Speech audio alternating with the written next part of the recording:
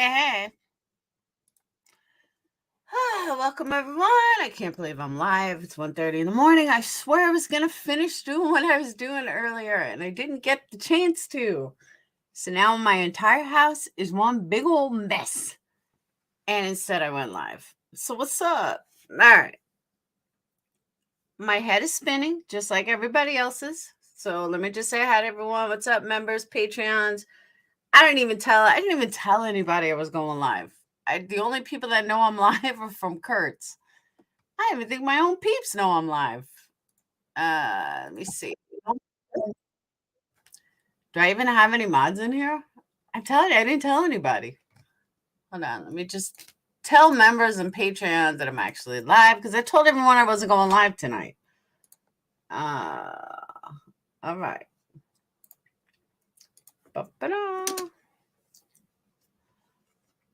Hold on, give me a moment. All right. Truckee local would love to clarify some ideas about this town. T-Gal, you're a Truckee local?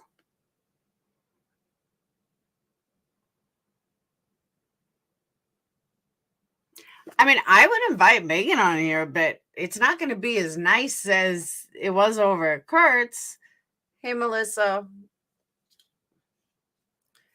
True Crime and Coffee wants to come up. Oh, you mean fueled by coffee? At Pixel Dust, it wasn't easy. It really wasn't easy. I know she avoids me. It so wasn't easy. But once she's like, the first thing she did wasn't bad enough. But then when she was plugging Olivia, okay, I know Olivia. Olivia does work by herself. She doesn't collab with anybody. She is a loner. She does work by herself. She doesn't need anybody to collab with. But then when she was like plugging the channel, yeah, I know that's a lie because I know Olivia. So nice try, dude. No, I don't know who actually made the video, but it was on a crime obsessed UK. She really doesn't like it. Every time you would talk, her whole tone changed. Megan had it recorded for Week Info and just now released it. Yeah, but there's really, hey, Big Crunk, there's no reason for, I don't know. I mean, at the end of the day, it's still hearsay. Thanks, Ashley. I'll be all right. It's just hearsay. Hey, Crystal. You missed it all. Ugh. You got to watch Kurt's live from tonight. Oh, she don't like me. She definitely don't like me. And Haley, you have to understand. Hey, Tracy, I don't try to be aggressive. I don't try to come across like a total bitch, but I have no tolerance for petty bullshit. Kurt's still young. He's in his 30s. Once you hit like 45 and up, you just don't have time for the nonsense. Just get to the point. You don't want to deal with the bullshit. I'll drop the video, Linda. You don't want to deal with the bullshit. It's in my 30s, I could be better. In my 30s, it was not a problem. I'd be just like Kurt. But literally 45 and above, just get to the fucking point. I ain't got time for the BS. I don't have time for the bullshit. Just give me the facts and move on. That's it. And that's why I get aggravated. She definitely over-explained everything. And I'll be honest, I really kind of think that Sammy saw something. I don't doubt if that's Sammy in the video that she's talking to.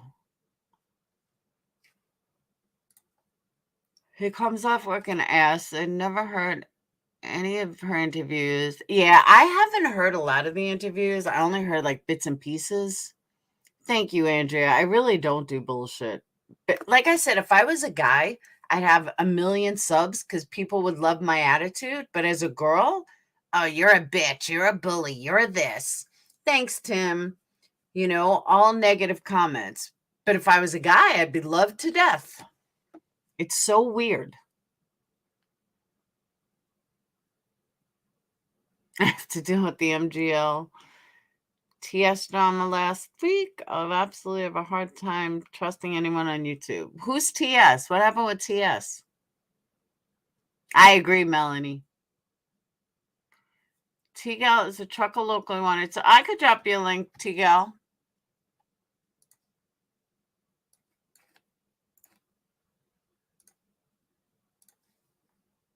What?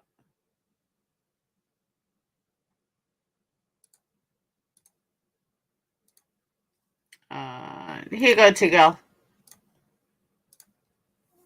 Hey, Clarissa. The video shows a car going in the water and nobody coming out. So what's a conspiracy? I agree with that too.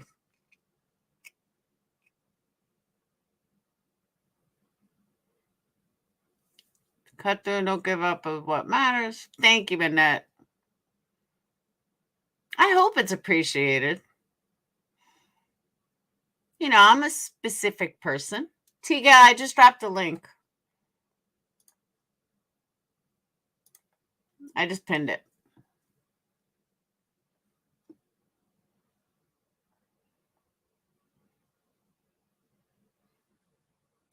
No, see, here's what I think. I said this last night. I really think that there's foul play, but not in the sense like somebody killed her. I think it's more foul play in the sense that somebody saw it. Hey, Truckee gal. Hi, how are you? In the sense that somebody saw it. You gotta mute your YouTube. Awesome. In the sense that somebody saw it. Sorry, there's a little bit of an echo. Your YouTube. Yeah, you gotta mute your YouTube. Awesome. In the sense that you don't have to mute. You'll be able to hear me through StreamYards.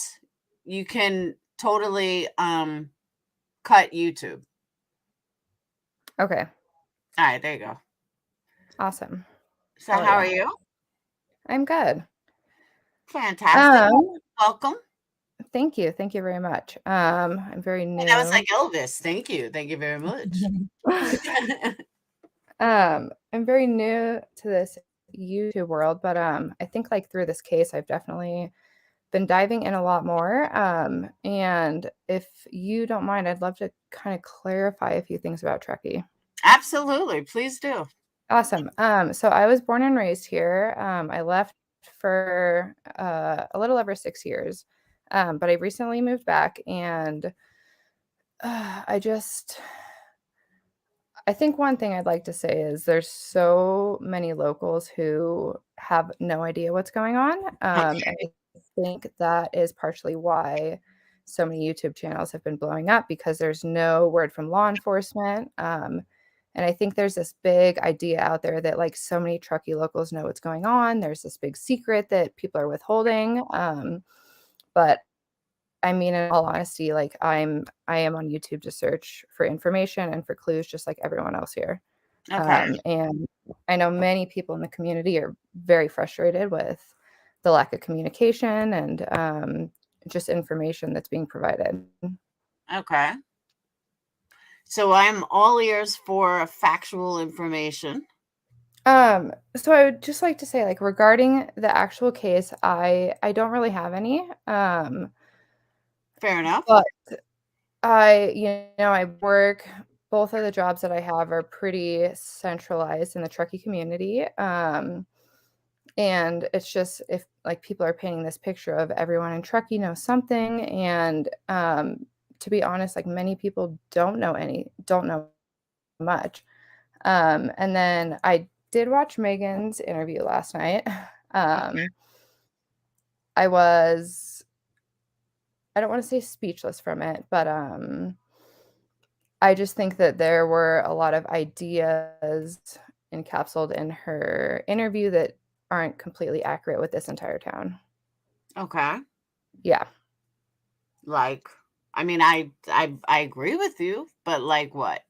I just think, like the idea that like parents here don't care what their kids do. Like, like I said, I was born and raised here. I went to high school parties, right out where this party took place, and then all the areas surrounding it. But it isn't this carefree town where kids can just like run free, drink and drive, like do drugs, do whatever you want. Like it isn't that. And it has changed a little bit from when I graduated, because I graduated about 11 years ago. Okay. So I'm not entirely sure of what the high school culture is now.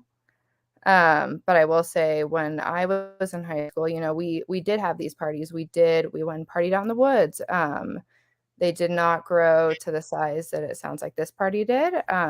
Occasionally we would have people come in from Incline or North Tahoe. So from my understanding, it sounds like this particular party was not something common. And like I said, having these people from Sacramento, from Roseville, from Reno, from all these surrounding areas isn't something common that would happen. One thing I will say is I have had multiple friends leave tips for law enforcement, Okay. and no one has ever followed up for any of them. And we've left multiple calls, multiple messages, and I think that is the most frustrating part, because I don't know if like our information isn't viable or if it's just they're just dropping the ball. See, here's my question about that. And I know a lot of people have this question, and we've never really gotten an answer. Now, in all of the stuff that we have, when I say we, I mean YouTube community as a whole has looked into, and we uncovered that that Truckee has had some really shady stuff going on, and the police, and Woo and Wayne Woo and all this crazy stuff. And before that, I will join any conspiracy or think that it's that route or anything like that. Like, there has to be a motive. And I can't think of any motive. And this is where I'm hoping like a local can help me out. Like, there has to be a motive. And why would they want to cover up Kylie's death? Why would they want to cover up Kylie's murder, accident, whatever you want to call it? And I can't seem to figure out why. And that's where I can't jump on this conspiracy that it's a cover up and it's corruption. And I was really hoping that someone local would know how to answer that and possibly be able to help with that. um, I will agree with you to a sense. And like I actually had this conversation with my father about 3 hours ago, as Okay. how I see that it could be foul play, and then I see how it can be an accident. And especially after watching the videos of the car going into the lake that came out earlier today, um, I can see both possibilities. And just with the lack of information, I can't rule one out. As far as corruption goes, it's hard to say. We're a small town. We have a good amount of law enforcement here, but it's like we're nowhere near like Sacramento or LA. Like we do not have those resources. Okay. Um, and I don't know if the lack of information is because we haven't had the correct resources to investigate this case. But I mean, like I said, born and raised here, I have the same question as you, and I really wish I could provide a better answer for that. And I honestly can't think of a reason that it would be corrupt. Like I do know people in law enforcement. I do know people who work for CHP. I do know people who work for Truckee PD, and they're great people. They have great character. They're very kind, and I'm honestly just as perplexed as you are. Yeah, it's just that's the one thing. And people talk about it, oh, it's a cover up, it's corruption, and I'm like, okay, but there has to be a why. You have to have a why. Why is there corruption with Kylie? What is their motive for wanting to cover up an accident or murder, whatever, they rule it as, which I think it's pretty sure we all know they're going to rule it as an accident, as a tragic accident. I would agree. regardless, but, unless someone comes forward, and I think even if someone comes forward and says, "Yes, I did this," it's not gonna matter. They're still gonna rule it out as an accident because 'cause they're gonna blow it off like, "Yeah, we don't wanna hear it." It's just Yeah. so weird to me, and It is for me too, and I will say growing up in Truckee and being in high school, the Truckee high school kids were the focus of Truckee PD, it's like anytime we had a party, we had cops out there busting it very quickly, like, to see when I was in high school, we would not get away with much is basically what I'm saying. The local law enforcement, local police were very aware of everything that high school kids were doing. They were very informed of parties. They did not hold back in breaking it up. And so that is what is also very confusing to me because seeing that there's this party of supposedly 300 people, if that would have went on 11 years ago when I was in high school, it would have been broken up within 20 minutes. So that is also something else that I've been thinking about, and I don't know, it's not what I would have experienced in high school living is here. isn't Truckee a very wealthy area? So Truckee is wealthy for second homeowners. In the last 10 years, our property taxes, our property value has increased by a ridiculous amount. Personally, my parents are extremely hardworking people. The majority of the local people that I know here work their ass off for everything that they have. Okay, It's the second homeowners. We have a lot of people who buy second homes from the Bay Area. There's a little bit from, just other ski towns, but for the most part, all the locals who live here and were born and raised here are pretty average middle class people. oh, for some reason, I thought it was a very wealthy area, and I was like, it surprises me that um, it they would allow this to be as lackadaisical as it is for very wealthy kids, but for middle class, yeah, I don't think they care Yeah. much. No, and I agree with you, and like I said, it definitely has changed since I've graduated, but, I mean, when I was in high school, like, every single high school student who drove to school had, like, a second or third hand used car, like, it's leaking oil, like, it wasn't always this extremely wealthy community as it is turning into, and, I mean, even in high school, it's like we had I could like, probably 5 people who had drove a Mercedes, drove an Audi, like, drove a nice car, but for the majority, it's, like, old trucks and Subarus. It wasn't always this, like I said, very wealthy community. That is something very new that is coming into this area, and with that change, me being the age that I am, I don't know how that has affected, like, the local high school community, and what they do, but it wasn't always like that, and like I said, the majority of the locals here work very hard for what they have because it's not cheap to live here. Many of the people that I know are working 3 jobs just to be able to rent a room. Okay. Mhm. And it's for those of you guys that are just coming in, this is not Megan. This is T-Gal. And yes, she was over in Kurt's chat. She's a local from Truckee. She graduated. I'm not going to give her out of age, but she graduated from high school 11 years ago. So you guys can figure out the math. But yeah, this isn't Megan. Okay.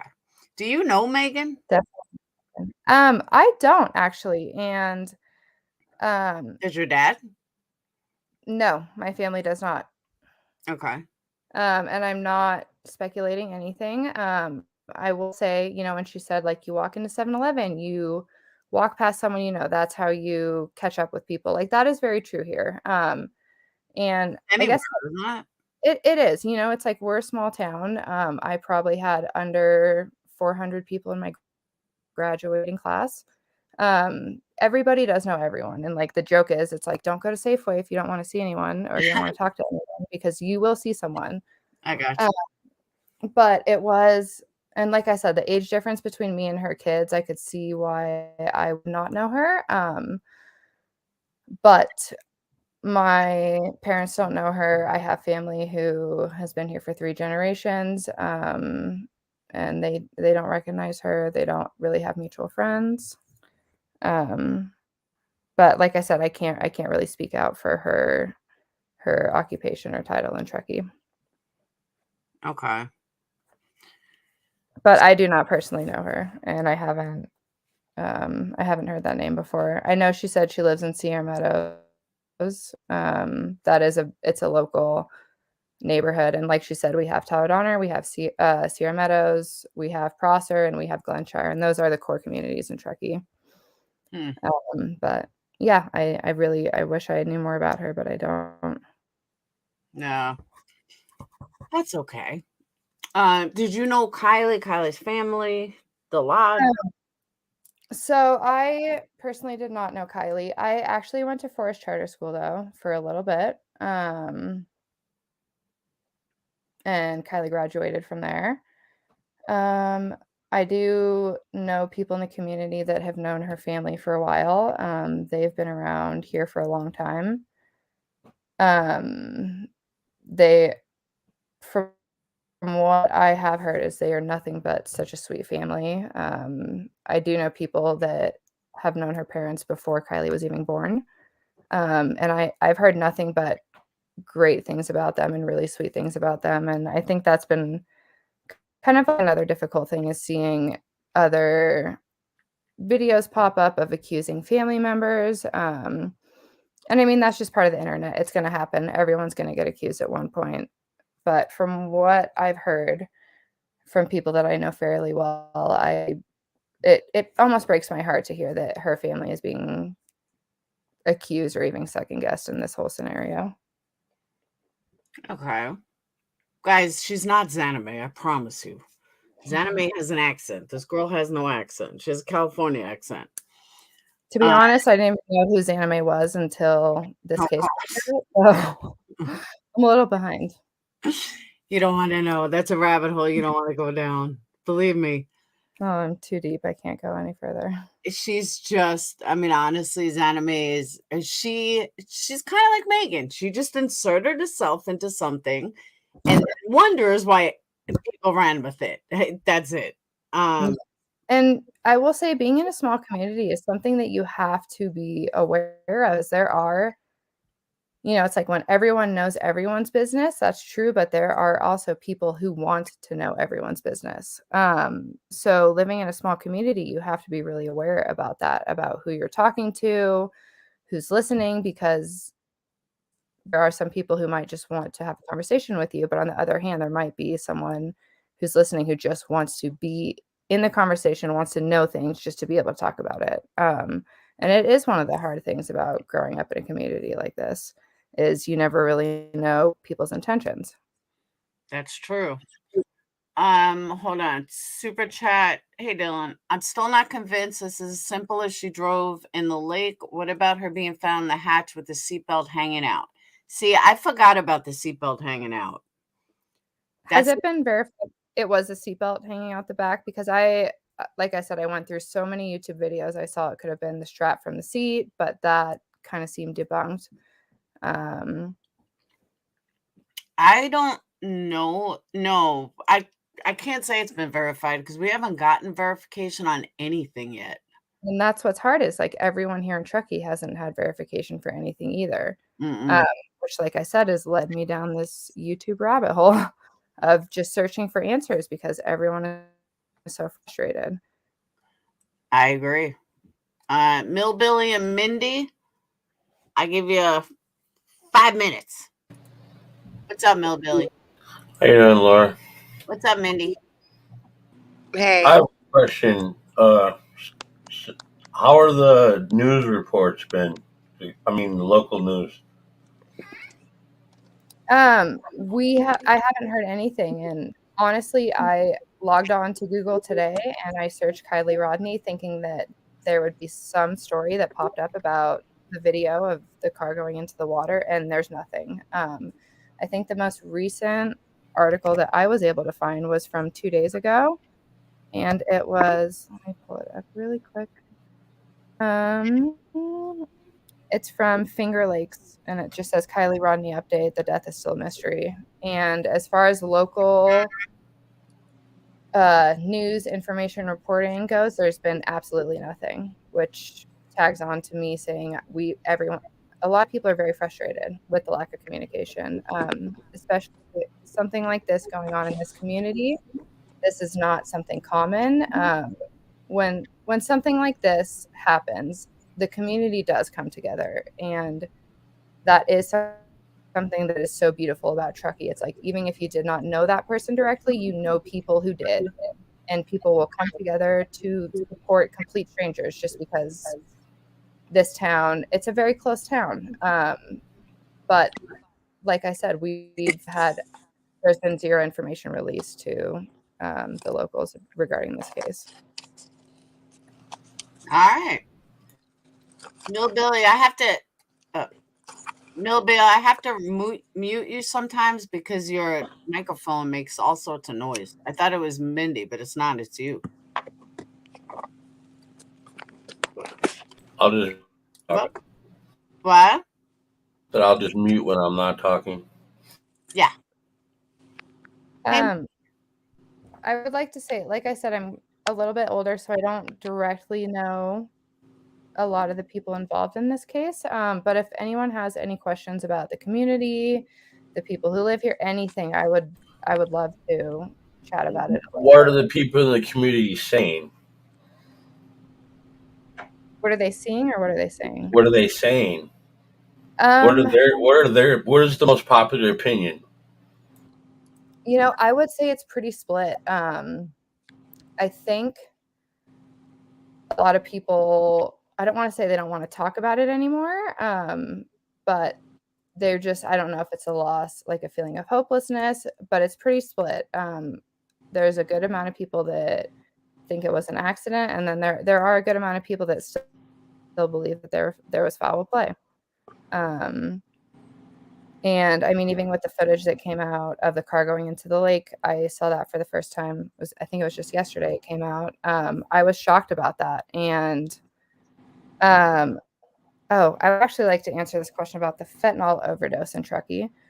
There is a fentanyl problem here. But isn't there a fentanyl problem everywhere? Yes, it's everywhere. It's everywhere. It is, and it's increasing everywhere, but our overdose rate has been increasing a lot lately, and you will see it spike too. Like there won't be any overdoses, and then all of a sudden there will be like 4 or 5 overdoses within 2 days, which for having a small town, that's a good amount. Like back in July, I personally knew 3 people who, not close friends of mine, but heard of 3 people who I knew that overdosed on fentanyl, cocaine-laced fentanyl-laced cocaine within 2 days. So, I would say it's a possibility. Fentanyl has definitely been a problem up here, and it has been coming in disguised in drugs that people probably wouldn't really think about. Crazy.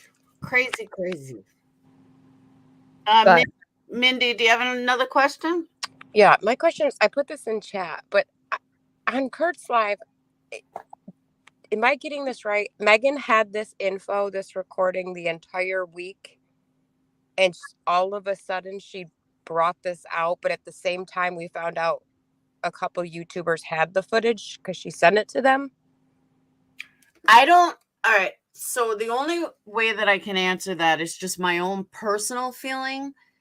I don't think she knew that other YouTubers were going to put it out, maybe.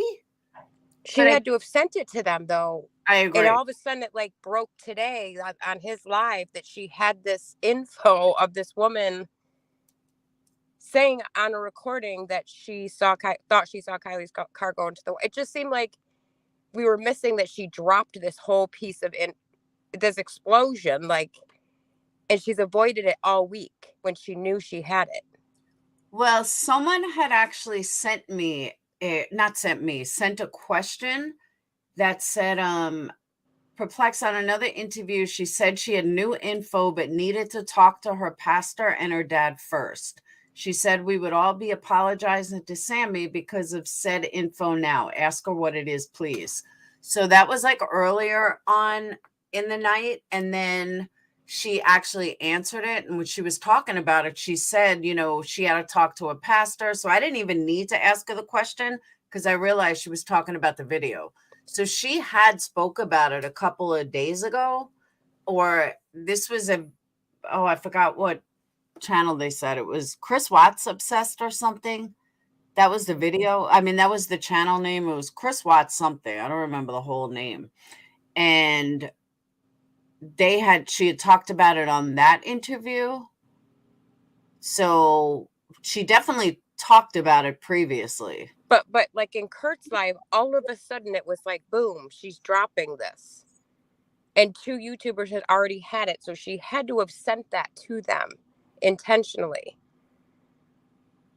Yeah, that's true. I just feel like she kind of slipped it in there and people didn't realize, like, wait a second, this girl's had this video for a week.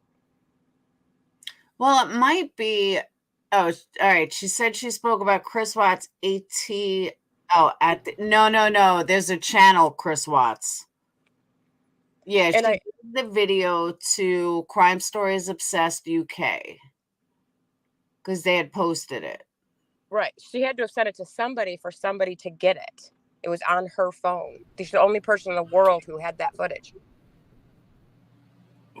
I just don't understand how she keeps going on all these people's channels, but she can't get her story straight. That's why, because she's been on so many channels. Yeah, and then just you don't forget the truth. You don't forget the truth. I agree with you, and yes, I agree with you 100%. And like I said, even listening to the interview, it's all over the place, and there's so many loose ends, and it's like a connect the dots that you can't even connect the dots with her conversation. If that makes sense.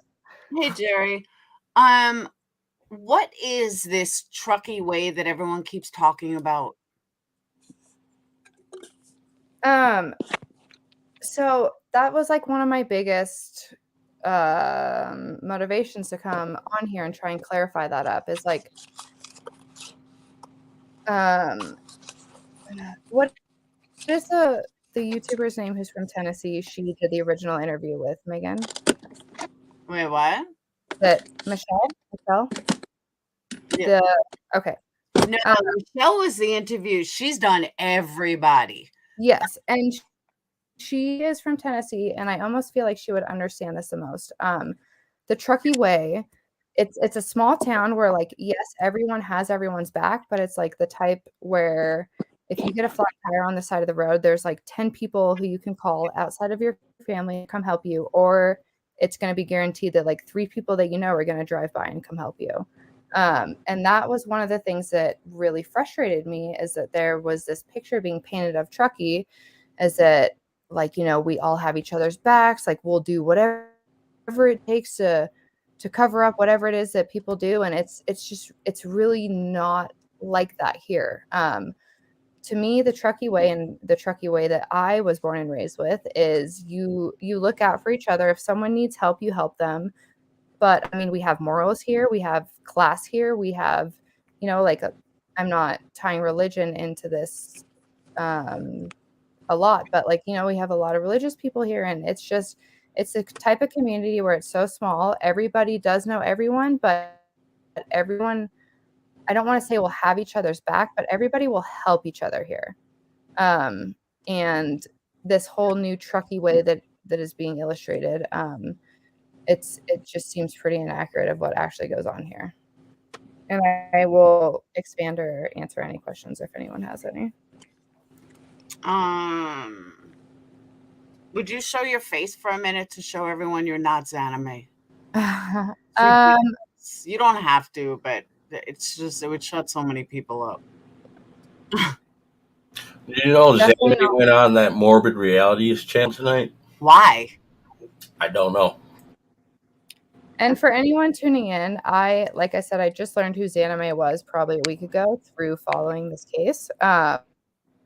If that does any clarification. Nobody knew who Zanime was until this case came to light. That's true. But Zanime has an accent. You have no accent. It is not Zanime. And what's funny about Truckee is, like, people almost say we have like a Southern accent sometimes, but we're nowhere near the South. Like, there is it's, you know, it's not so much this anymore, but when I was in high school, it was a very country community. Truckee was very small. It wasn't really discovered yet. I think like 10 years ago, some big magazine did an article on how it's like the most beautiful town, and that's really what brought the influx of wealth into this community, as well as second homeowners. But it wasn't always like this. Like when I was in high school, it was this like tiny little western town of, you know, kids who went and drove their four-wheel trucks on dirt roads. And I think that is something that we still see, you know, looking at footage of this party. It's like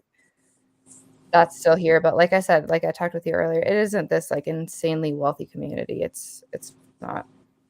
Okay.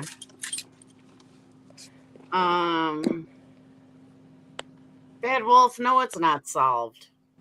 And that's the other thing. Let me just put this out there so everyone knows, you know, even with the video, even with what we saw with our own eyes, nothing is confirmed until police confirm it. But they're not confirming it. They're not confirming it yet, but they're going to confirm it eventually. Will they? I mean, like I said, living here, I'm questioning. I'm like, well, as a local, will I ever even know the truth about what happened here? And part of me doesn't think that might be the case. Guys, it's not Zanime. I promise you. Zanime has an accent from the other side of the world, a Ukrainian accent. This girl has zero accent. Definitely not Zanime over here. Can you show you a piece of your hair? Watch, she has short blonde hair. I have shoulder length, very, very dark hair. Yeah, if you could just show a piece of your hair, it would be fine. Top of your head, something. Guys, I wouldn't show what I look like right now either. I look like a train wreck.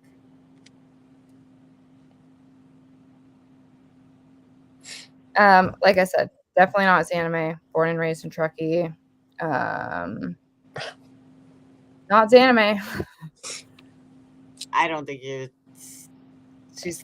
I can't with this. All right, so you want to believe she's anime? Believe it. She's not Zanime. She don't sound like Zanime at all.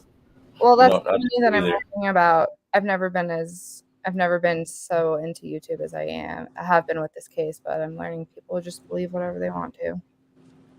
So now let me also ask you, as far as oh, now I forgot. As far as Truckee goes, and as far as her going into, who's making all that noise? As far as her going into the water, what are locals saying about the video? Like, did you know there were cameras there? Do you have no idea there's cameras there? So I personally didn't know there were cameras there, but you know, once I looked at it, it's for Wildfire. It's a Wildfire camera, which makes sense to me that we would have those stationed around this area. Obviously, we are a heavily wooded community, and as soon as any fire starts, people are going to want to know that. So it makes sense that those cameras are here. Another thing is it makes sense that those cameras are constantly rotating. I wouldn't know the time length about the shots that they're capturing, but to me it makes sense that they're rotating, and for some time of the day they might be capturing the lake, for some time of the day they might be capturing the mountains. I think it's important to keep in mind those cameras that caught that footage are used to detect wildfires up in this community. And you know, looking at California, there's been so many wildfires that have destroyed town, so it makes sense to me. But I now, wouldn't you? How do they detect the fires? Is it just visually? Do they have like heat seeking? I mean, yeah. Somebody So, that camera 24/7. Yeah, they can see them. You know, that's not something that I personally know, but if you look at, so like if you go to that homepage, there's probably about 20 or something different cameras. Oh, I've been on it. Yeah, and from there you can see the majority of, you know, the decent face of a mountain, and you can be able to detect smoke from there. I know they've used them a lot this summer to detect small fires that they were able to put out quickly. But I think that's like the sole purpose for this camera. is to detect wildfires. And when I saw that it captured this footage of the cars and people leaving the party, I was kind of shocked. Like, to me, it was just almost like the right place at the right time type thing, if that makes sense. But as far as her going into the lake goes, from the Y, where if you guys saw it, it was on CCTV's channel earlier. There's the Y in the road, and if you take the left where Kylie went down, it's a decent amount of travel to make it down to the lake. I think some people question how someone could have unknowingly gone that far down a road and not realized it. Once again, it's like I won't take a side for this case. Like, intoxication is a factor, darkness is a factor. When there is no moon here, when it's a new moon, it's so dark at night. Like, you can't see 10 feet in front of you sometimes. Yeah, I did notice that, but I don't want to forget my next question. I'm sure you've been down to that water a million times, right? Yeah. I was actually in the Prosser neighborhood the day that they found Kylie. Oh, wow. Not directly at the lake, but within 3 miles, actually less than, of where they discovered her. Okay, so you've been down there. So my question is, on that video that we saw, it looked like 2 cars, like one was waiting for their buddies or whatever, and then they stopped, and then they drove down there, and then they made the turn to go back up. Could they have seen Kylie from where they were sitting, or they wouldn't have seen her anyway? Do you know what I'm saying? No, I do. And it's such a difficult question to answer because, especially with the lake, like, when you look at Prosser, you look at Boca, you look at Stampede, these lakes get deep very quick. Okay. I mean, it's a man-made lake, so you could be standing at the top of it, and then within 3 days of water being released out, it can drop like 5 or 6 feet. And I can't honestly answer that if they could have seen her or not. Like I said, there's so many different, like, there you have trees, you have bushes, you have different hills. It's hard to say. And I'm actually planning on driving out there Monday, because I would like to take a really good look at the area just to kind of get a little bit more clarification for myself. So I would love to let you know after I do that on Monday. But yeah, that would be great. Yeah. I could even take a couple videos if you. That would be awesome. Like, that would be awesome. Yeah. And hopefully the camera is facing the way it is when you go there, so we can see if your car is on the video.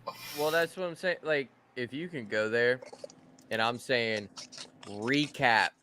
Like, I mean, you can do this in a short amount of time, but recap what we all know from where the party site is, drive down the dirt road, and just record, just to show what it actually looks like at nighttime. Like, go at night when they were and show what it would be. Don't show go what the alone. environment would be. Yeah, don't go alone. Definitely go with somebody. I don't, I'm not going to say, just definitely go with somebody for sure. But if you could do that and show us all prime example of what type of conditions this is, that would be great. Did you guys all watch CCTV, her dash cam footage of driving down that road? Yes.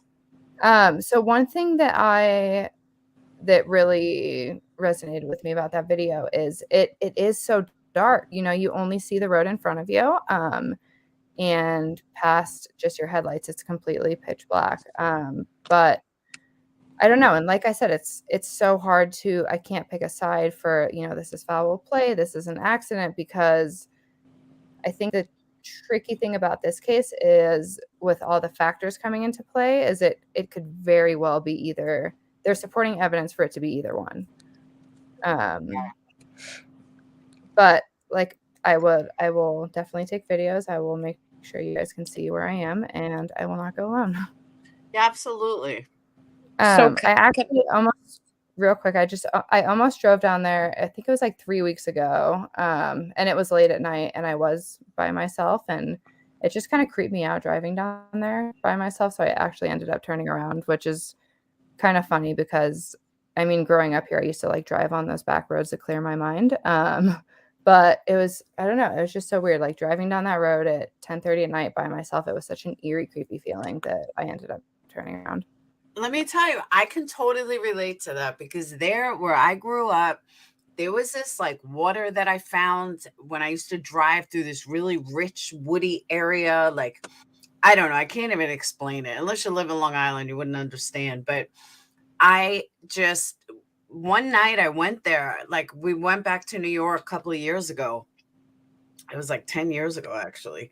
And I'm driving through and I was so creeped out. And I'm like, I don't understand. I used to do this all the time and never got creeped out. And I don't know, it's creepy now. And maybe I'm just older, but I can totally relate to that. So, yeah. And I will say within, like before they found Kylie, like everywhere I would drive in Truckee, it was just like, it was like a deep sadness feeling. And that is one thing, kind of like I touched on earlier about this community. It's like when a couple people in this community are hurting, like you feel it everywhere. And, you know, I used to go to Prosser for Father's Day. I'd go camping there. You know, we'd always go there with friends. And it definitely has like a deep, dark, eerie feeling to me now, knowing, or I guess I should say not knowing what happened there that night. What's this with the Fight Club that Sammy said that I still don't believe? So this is another thing where I've been a little confused about because, like, I will say growing up in Truckee, like, there were fights here. But, you know, when you go to any high school party, maybe this was just Truckee, but when you went to high school parties, were there fights occasionally? Oh, yeah, but they were real fights. Yeah. They weren't Uh, fun. And exactly. And that's They were boxing gloves. boxing gloves. See?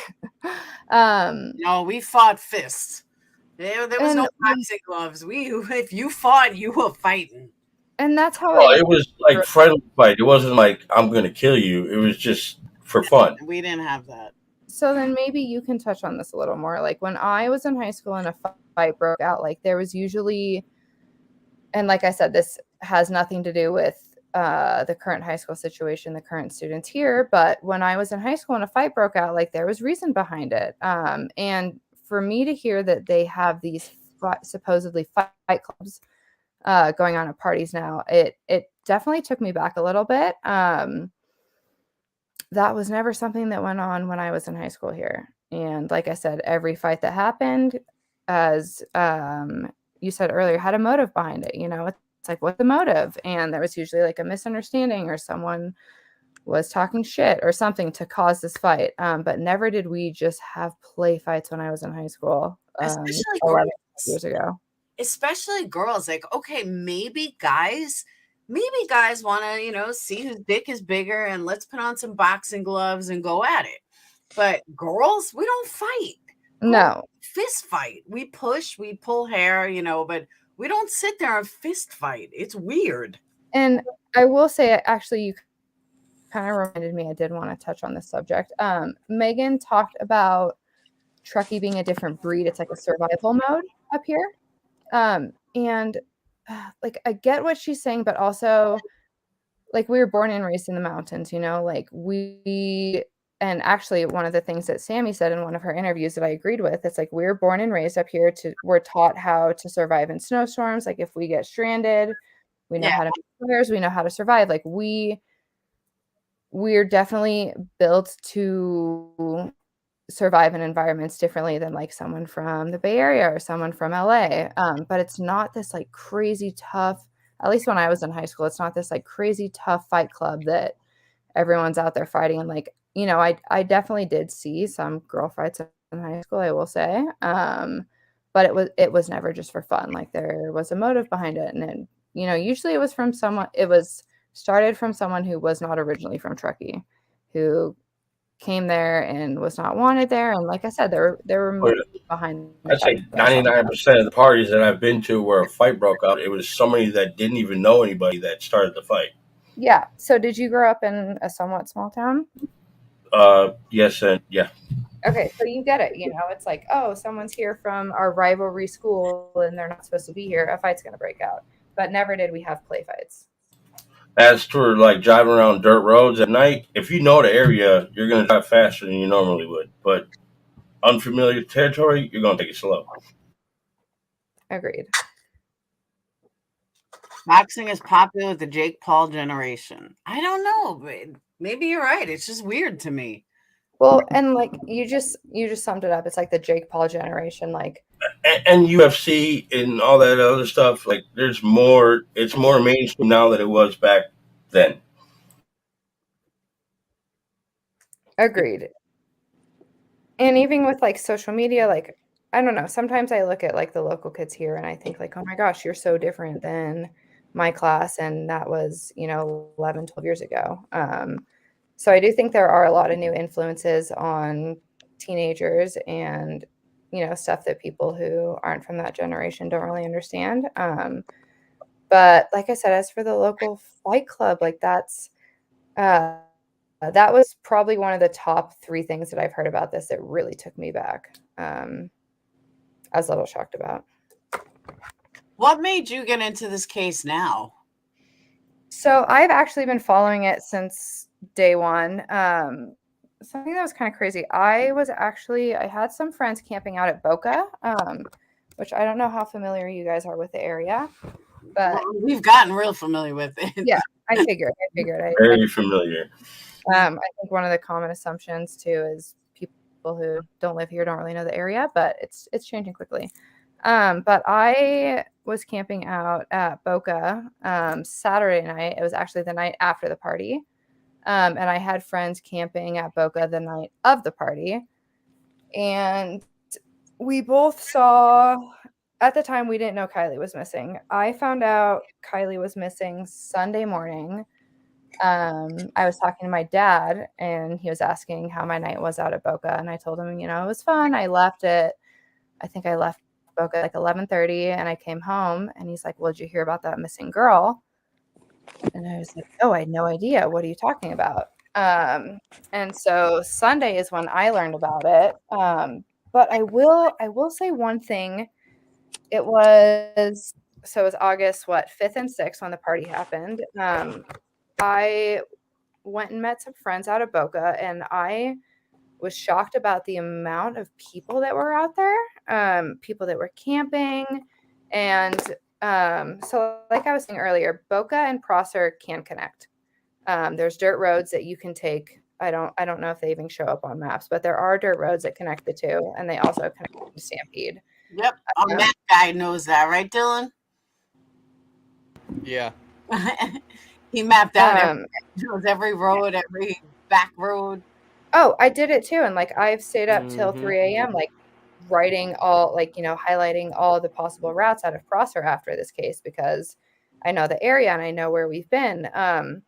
But tying back into how I said many locals are frustrated about local law enforcement, is there are people who saw things that were out of character in the area that weekend and left tips and never received a call back from law enforcement. There was no follow-up. And I think some of the things that were said are probably, in my opinion, worth following up on. What do you think of, since you were at Boca, that this Nick, the tow truck guy, you know about him? You have to know about him, right? Yes. Right. What do you think of that story? At first, I thought I didn't believe it at first. And then I think the more time that passed, I kind of started to believe it a little more. And I actually was looking at a few different YouTube pages. I wish I could remember the names of it. But there were a few reports from Truckee locals who had also reported seeing Kylie on Saturday. And I'm trying to figure out how much I should expand. I heard enough people reporting that they had possibly seen Kylie on Saturday to believe that maybe Kylie was still around on Saturday. So personally, when I saw this video that came out a couple days ago about the car entering the lake at 12:33 p.m. or a.m. on August 5th, it definitely shocked me a little bit because I personally believe that her car didn't go into the lake until, Sunday, Monday, like a couple days past the party. All right. So can I ask a question? Yeah. So in that video where Kylie's car is going into the lake, she would have had to have gone up and down that embankment, right? That like Verna Coy showed and CCTV showed. That big hill, and then it's, you go down. Or did she come from a different angle? So I am not entirely positive, and I was saying earlier, I'm actually going to go out there this Monday and kind of look around a little bit because I'm so curious now. And I tried to go out there at one other point, and it was late at night, and I just got creeped out. My schedule been very busy lately too, so I haven't had the time to go out. But from my understanding and from people who I know closely who have went and driven that exact route, for her to have veered off the road as much as she did and to have driven down the point into the lake, it's a pretty significant distance from the main road. Mhm. And I do know people who think it's hard to believe that she could have accidentally gone that far off the main road. But I will say now, it's like even when I go down there on Monday, the lake levels have dropped so much, I can probably still see where her car was. But I know, like, as Adventures with Purpose and the local law enforcement stated, the water levels dropped about 4 or 5 feet from the date of her disappearance. And Lex, I totally agree with you. That is the one question I've had too. Gray tried to explain it like it was just the way the camera hit, but I said the same thing. If she was driving from the side, why did the headlights look head on? It didn't make sense to me. It still doesn't make sense to me. That's why I said I'm not really gonna confirm anything 100% until we hear it from law enforcement. Say yes, 100% that was her. That's how I feel too, but also it's like the likelihood that there could have been like a reported car going into the same exact reservoir or at the same time stamp that she supposedly disappeared. It's like in this town, that's like 1 in a million, and it hasn't been confirmed that it was even a car going in.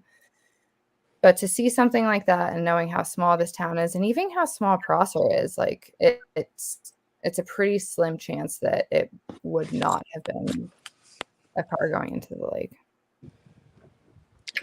And I think people don't realize too is that Kylie's windshield above her steering wheel was cracked. It was smashed in like a circular pattern, like her head hit it. And I always assumed she just somehow got down there, was going without a seatbelt, up over that embankment and down into the water. And that's what it looks like happens. But I think a lot of people missed her windshield being cracked. Where did you see that? When they pull her car out of the water, you can see it. And I even mentioned it to the PI on, it might have been Zap Girl's channel. I can't remember. Now you got me curious. Now he was surprised. Yeah, you could see that it's cracked. I've seen, so there's damage to, what was it, her driver's side mirror? Yes. As far as I have seen, when Adventures with Purpose found the car, both her mirrors were intact. So a big question that I've been keeping in mind is how much damage was sustained to the car in the process of rolling it over and taking it out. Well, if law enforcement did a piss poor job of removing the car, we'd know more answers. But yeah, and especially after watching the interview with Doug saying how they always seal cars up before they flip it, they make sure the evidence is concealed. I've watched a previous AWP video where they locate a hatchback vehicle where you can get to the rear of the car from inside the car, and it was a suicide, and the person was found in the same location that Kylie was, in the rear vehicle. Mm-hmm. And I think that's the trickiest thing about this case is it's like, there's no screaming evidence of like, oh, it was foul play, oh, it was an accident. And you know, in my honest opinion, until law enforcement steps up with viable evidence to support either outcome, it's like no one's really going to know, because it's such a fine blurred line in between both outcomes. And I mean, I feel like that up here, like, you know, like I said, even after watching the video, and I think it was Greg who enhanced it and broke down the headlights shining across the trees, shining across the trees across the reservoir. You know, it almost looked like she veered right last minute, or whoever was driving the car. I just think there's so many blurred lines in this case. No one's ever really going to know until there's supported legit evidence that comes out. If it does. Wait, I hope it does. I hope to God it does.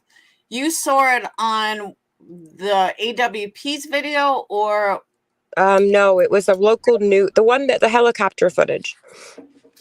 I believe it was the helicopter footage. If I get off here, I can't find it, but you can see it where right above like the steering wheel is cracked, and like it's kind of like she hit it with something round. And I always assumed she kind of did. The airbags weren't deployed, so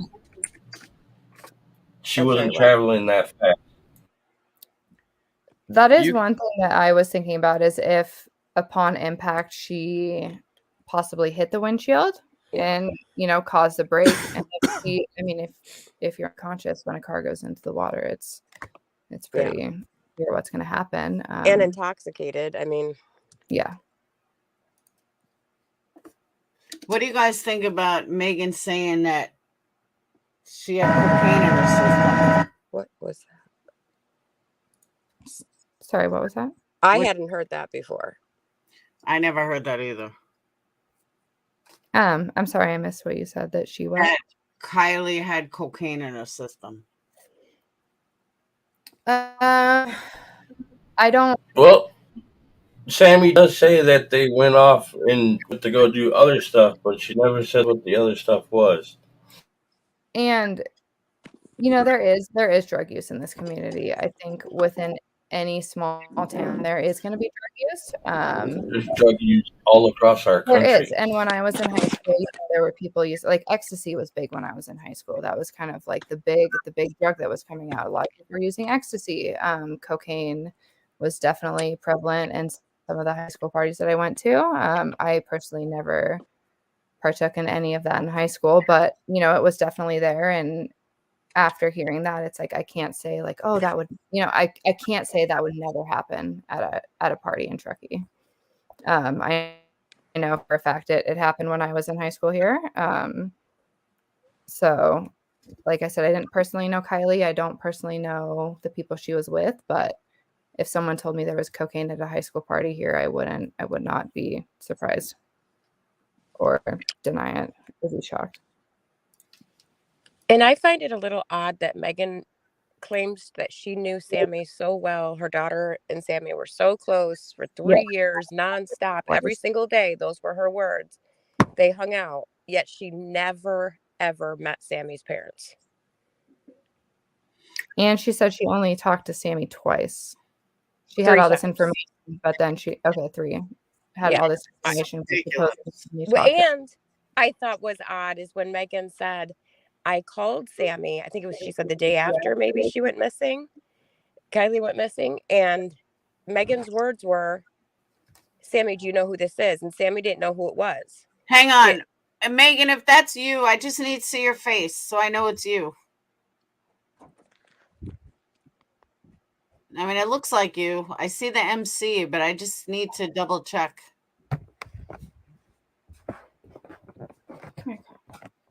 Oh, there you go. All right, you can turn it off. All right, Megan's here. Okay, all I want to say to all of this, because I'm now crying for a different reason. I don't know the end result. That's why I'm not 100% sure, and I can't say it for a fact. That's what I was trying to tell you earlier, and then my phone died. It does something weird. I can't say without a certainty of a doubt that is Kylie's car that ended in the water. I can't. And I only went to find out about a 911 call, and that's when all of this other stuff happened. So I'm not trying to say anything different, and I didn't know. That's all, and that's why I'm not trying to lie about anything. So I'm just I don't want you guys to think that I'm trying to come up with stuff. I just know what I was told, what I've been told, and gone through to try to fix things that people think I'm lying about, and I'm not. Megan, why release the footage to a couple YouTubers of that recording?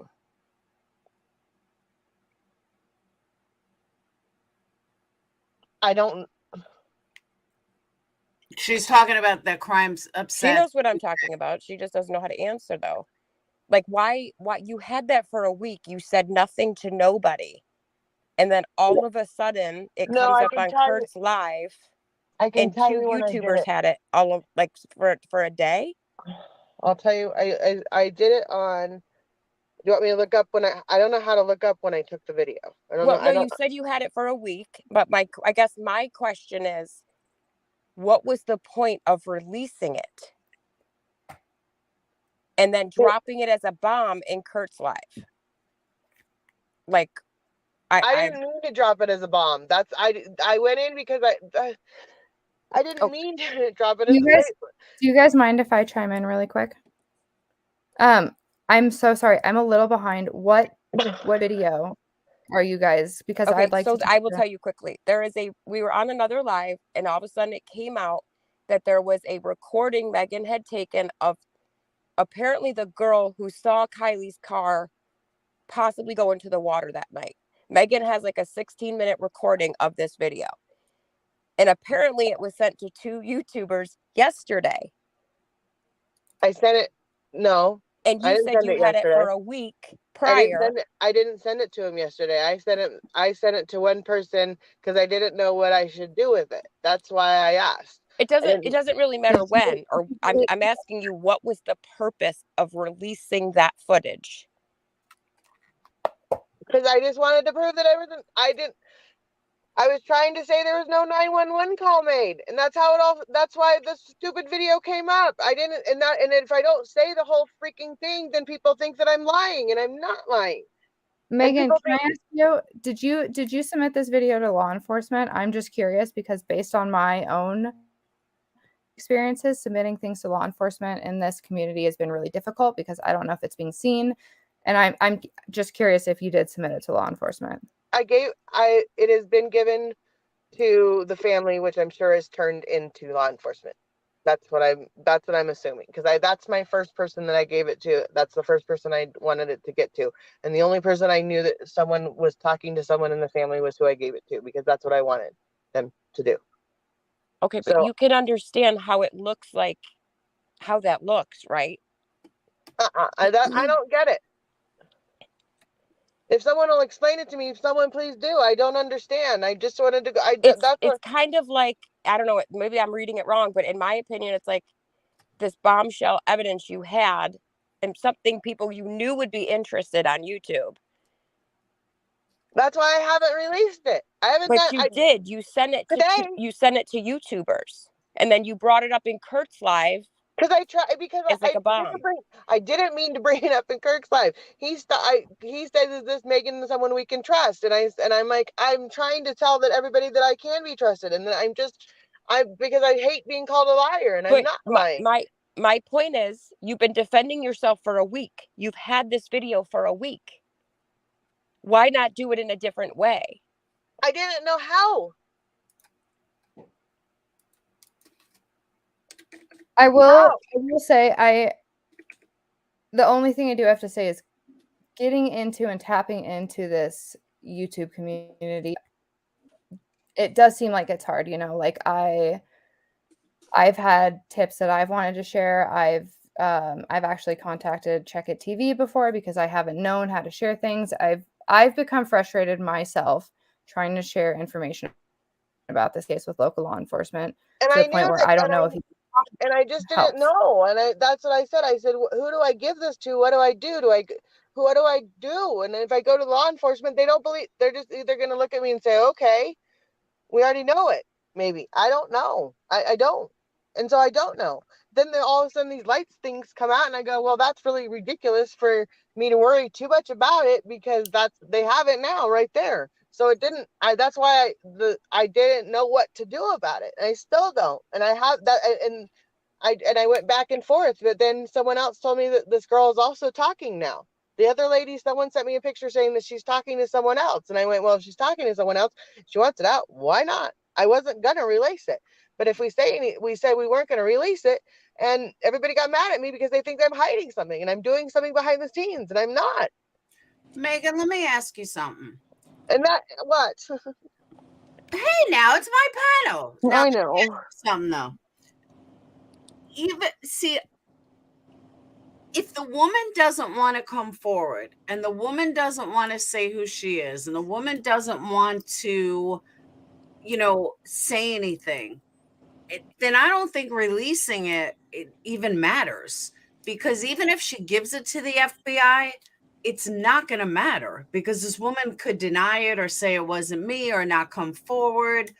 So I don't know. What was the purpose of you getting the video? Because then you would believe someone might actually say she's not lying. I was defending myself because I made a mistake and someone told me bad information and said that there was a 911 call that was made, and it made me look like a freaking idiot and a dumb shit. Sorry.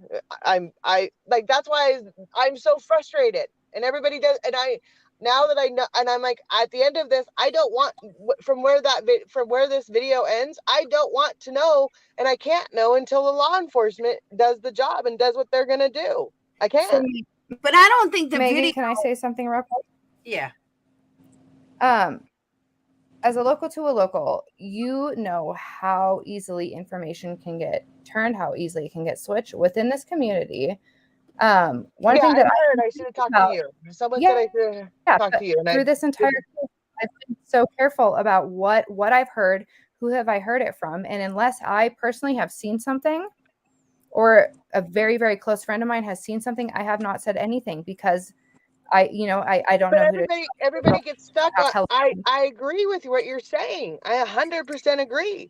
But everybody kept yelling at me about Sam, and I'm like, it's so not about Sam anymore. Now it is Ellie, and it's the law enforcement that if this is true, which I like, you asked me. Someone asked me, are you 75? Like, how much do you believe? They're obviously I can't get any more information without putting myself in a situation where it is trouble, and I don't want to. So at this point, I don't want to know anymore, and that's why I stopped doing panels. I've told my daughter I'm not doing any more panels. I mean, for my family, I get what everybody's saying, but at the same point in time, I have to defend myself, and so that everybody doesn't think I'm an idiot and a crazy person and a lawyer or all these things. And I'm like, I don't know what to freaking do. Okay, look, Megan, it's YouTube. This is not life. You can easily get off right now and never get on here again, and it won't matter. Your life still goes on outside of this. I wish I could say that, but then I come on to do anything else on my YouTube and my face pops up and says, "Can we trust Megan?" And I go, "Really?" Okay, so is it really affecting your life that bad to where you're stopping going to work? You're so emotionally. Come on. Do you not go to your job? Do you not go out and get groceries? Do you not go to, really, this is internet. This is YouTube. And it's a risk you take anytime you put any information out onto the internet. I get it. I get what you're saying. I work by myself, so I don't have to check in with anybody, and I own my own business and I take care of myself. So that's a whole different, so that doesn't matter. It's not affecting my work.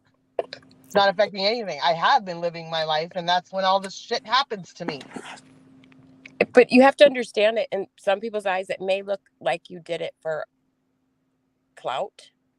I guess might be the word. Because someone said because the lady that's in the video says that law enforcement dropped the ball, and that they should be able to, the family should know, and that she was visibly upset about it. If you want me, like I said, I don't know I haven't even listened to what they put out. I haven't listened to the video since I took it. I don't know what it is. I don't really care. I just went in to say, why was there no 911 call made? And that's all I did, is because I was more doing it for myself.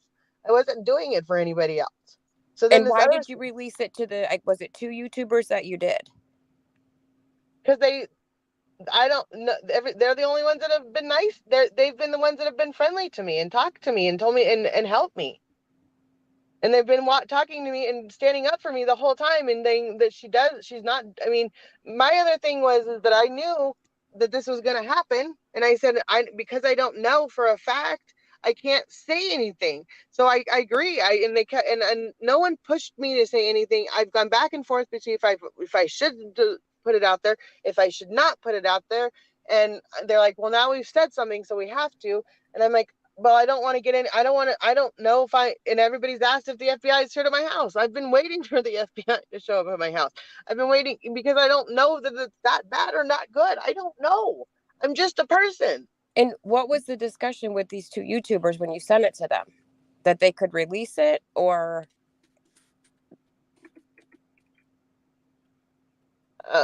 What do you mean? You sent it to them. You obviously had a discussion. Did you give them permission to release that recording? Was that the plan? Obviously. Well, they said that once I said, because I said, hold on 1 second. Either Millbill and Mindy, I need to let one of you guys go. Somebody wants to come up. So I need I can go. If you could answer that question, Megan, that'd be great.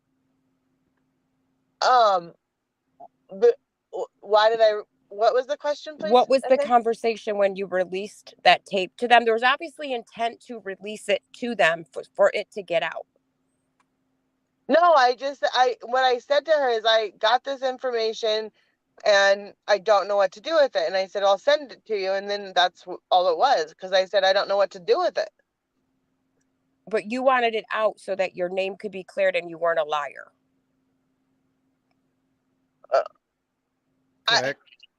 Yes, but that's yes, I wanted my name to be cleared so I'm not a liar or a liar. But at the same point, I also know that that it was a tricky situation, because if I put it out and they said they were going to put it out, I was like, but I don't know if this girl wants to come forward. And if the law enforcement already knows, so what's the problem with putting it out? Hey, Modern Renaissance. Hello. How you doing? I'm doing good. I had some of my subscribers talking about this and told me to come over here and check this out. Yeah, I've been listening probably the past, I would say 20 or 30 minutes, and I just got to be, I don't hold no punches. The worst thing you could be doing right now is being where you are right now. Hey, now. No, I'm talking to her, and I got, you know what I mean? Like, I'm just being honest. If all these things that are going on, the worst thing you can do is be on here. So I'm gonna try to explain this way. The reason why I like whenever wait, hold on, wait. You don't know where I'm going. You don't know where I'm going with this. Wait, hold on. One of the things that can happen is this: when the police arrest you, they tell you, you know the Miranda rights. You have a right to remain silent. Anything you say can and will be used against you. But anything you say on any of these YouTube channels or on these different panels, YouTube has an AI in there. It will stay up. They will be able to pull from anything right here. So let's just say later on, whenever if you happen to get investigated or happen to be questioned, if you tell them anything different than you said on any of these panels, they are going to use that against you. So my thing is this: if I know within myself that I did or did do nothing, I don't have to explain that to anybody. I don't owe it to anybody. So I'm not about to sit up here and tell a bunch of people behind a computer screen a bunch of words why I did or why I didn't do something, or I didn't. I don't have to explain it to anybody. Correct. So what I'm saying that for is there's no such thing when it comes to this cyber world of you trying to clear your name. Correct. Who are you trying to prove it to? Who is it? Would it be? Or I guess if people all left a clapping sign. I don't want you to think I'm being condescending or anything. It's just that I kind of deal in this realm a little bit. But what you don't want to do, and I'm just being honest. I know this is a panel right now. That's what I'm asking though. I guess because I'm ignorant in this aspect is that I don't know if I did any. I don't think I did. I have nothing to hide. No. See again. Right now, if I was an investigator, I say, wait a minute. What you mean you don't think that you did nothing wrong? You don't know. Okay. See what I'm saying? You can't. Okay, that's why I'm saying I'll clarify that. But you've already said it. So now the internet has this out already. That's why I was trying to tell you, don't say too much, because you're going to end up saying something that they're going to absolutely. That's why they say it can and will be used against you. Okay. Everything is used against me at this point. The only thing I would say is that I recorded someone. That's the only thing that that's the only thing that I'm concerned about. See, even that right there. Did you recorded someone? You get their consent to do that? See, that's what I'm saying. Now you just got done confessing to all of us and all these folks watching on the internet that you recorded some.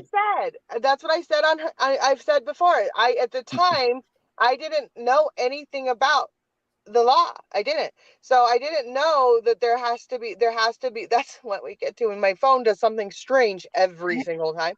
It does something so weird. I don't even understand it. But it gets to the same point and it dies every time when I have the same conversation. I did not know that California is a two-party state. I did not know that. Now, I do have a question, and maybe someone can answer it. Is there a county line that matters on that? Yes. Because and that's why I wanted to ask the other person that's from here. I don't know if that's you. I can't pay attention to everybody's. So technically speaking, anything, I'm trying to remember it exactly in my head. So basically one part of the railroad tracks in Truckee is Nevada County. It goes right through Palisades because I'm at the bottom and my mom's at the top, and Placer and Nevada County go right through. Well, the thing is going to come down to it with that too. You know, that's not what you're saying right now. A court system is not going to care whether you knew it was wrong or right. Because ignorance to it. State level. There's counties and there's state level. They will let you know that just because you was ignorant of something like that does not actually constitute for you to do it, or nor is it going to actually kind of get you off. You know what I mean? Like you can travel through a certain area going the wrong. Hold on, wait. You see, I don't.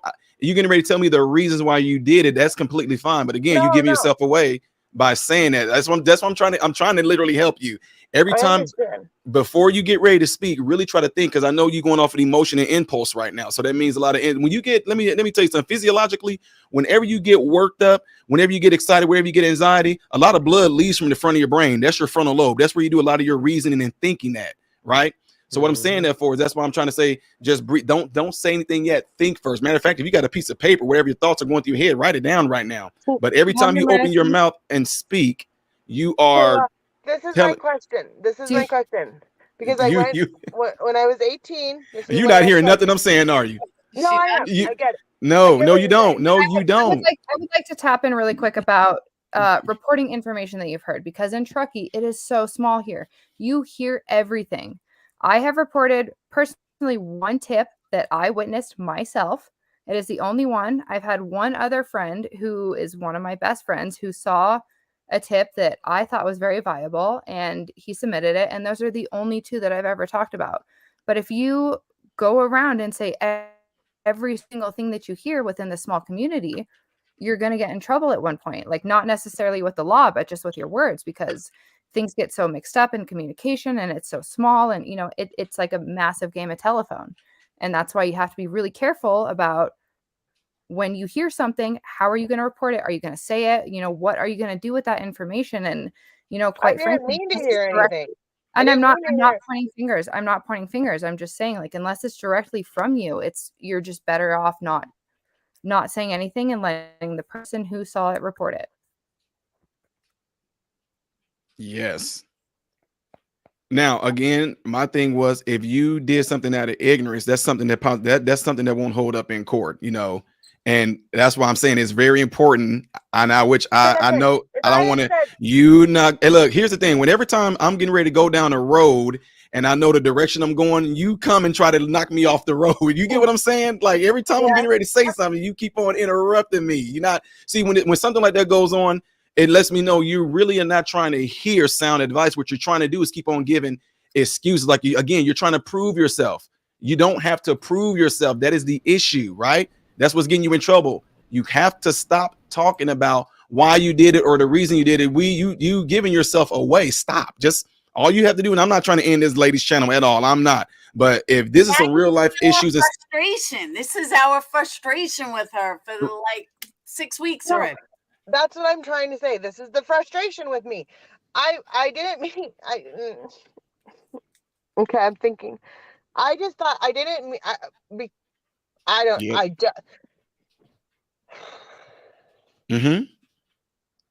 Just listen to what he's trying to tell you, Megan. Yes, because I think in your mind, right now, you're just trying to respond. You're not thinking about what I'm saying to you. You're thinking about just responding. Everything that I do, look, there it is. See what I'm saying? There it is. I know, because I have a question. No, you don't know. No, you don't. You keep doing it. But I'm Oh. asking you a question. Mm-hmm. Okay, wait. Let me think.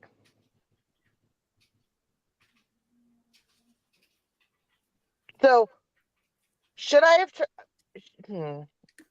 But even if but is it? See, about 5 minutes ago when I told you to breathe, if you would have did that, your blood would have returned to the frontal lobe of your brain. You would have been able to think a little bit more, but because it has not yet, that's why you all jumbled up right now. You deoxygenated from your frontal lobe right now.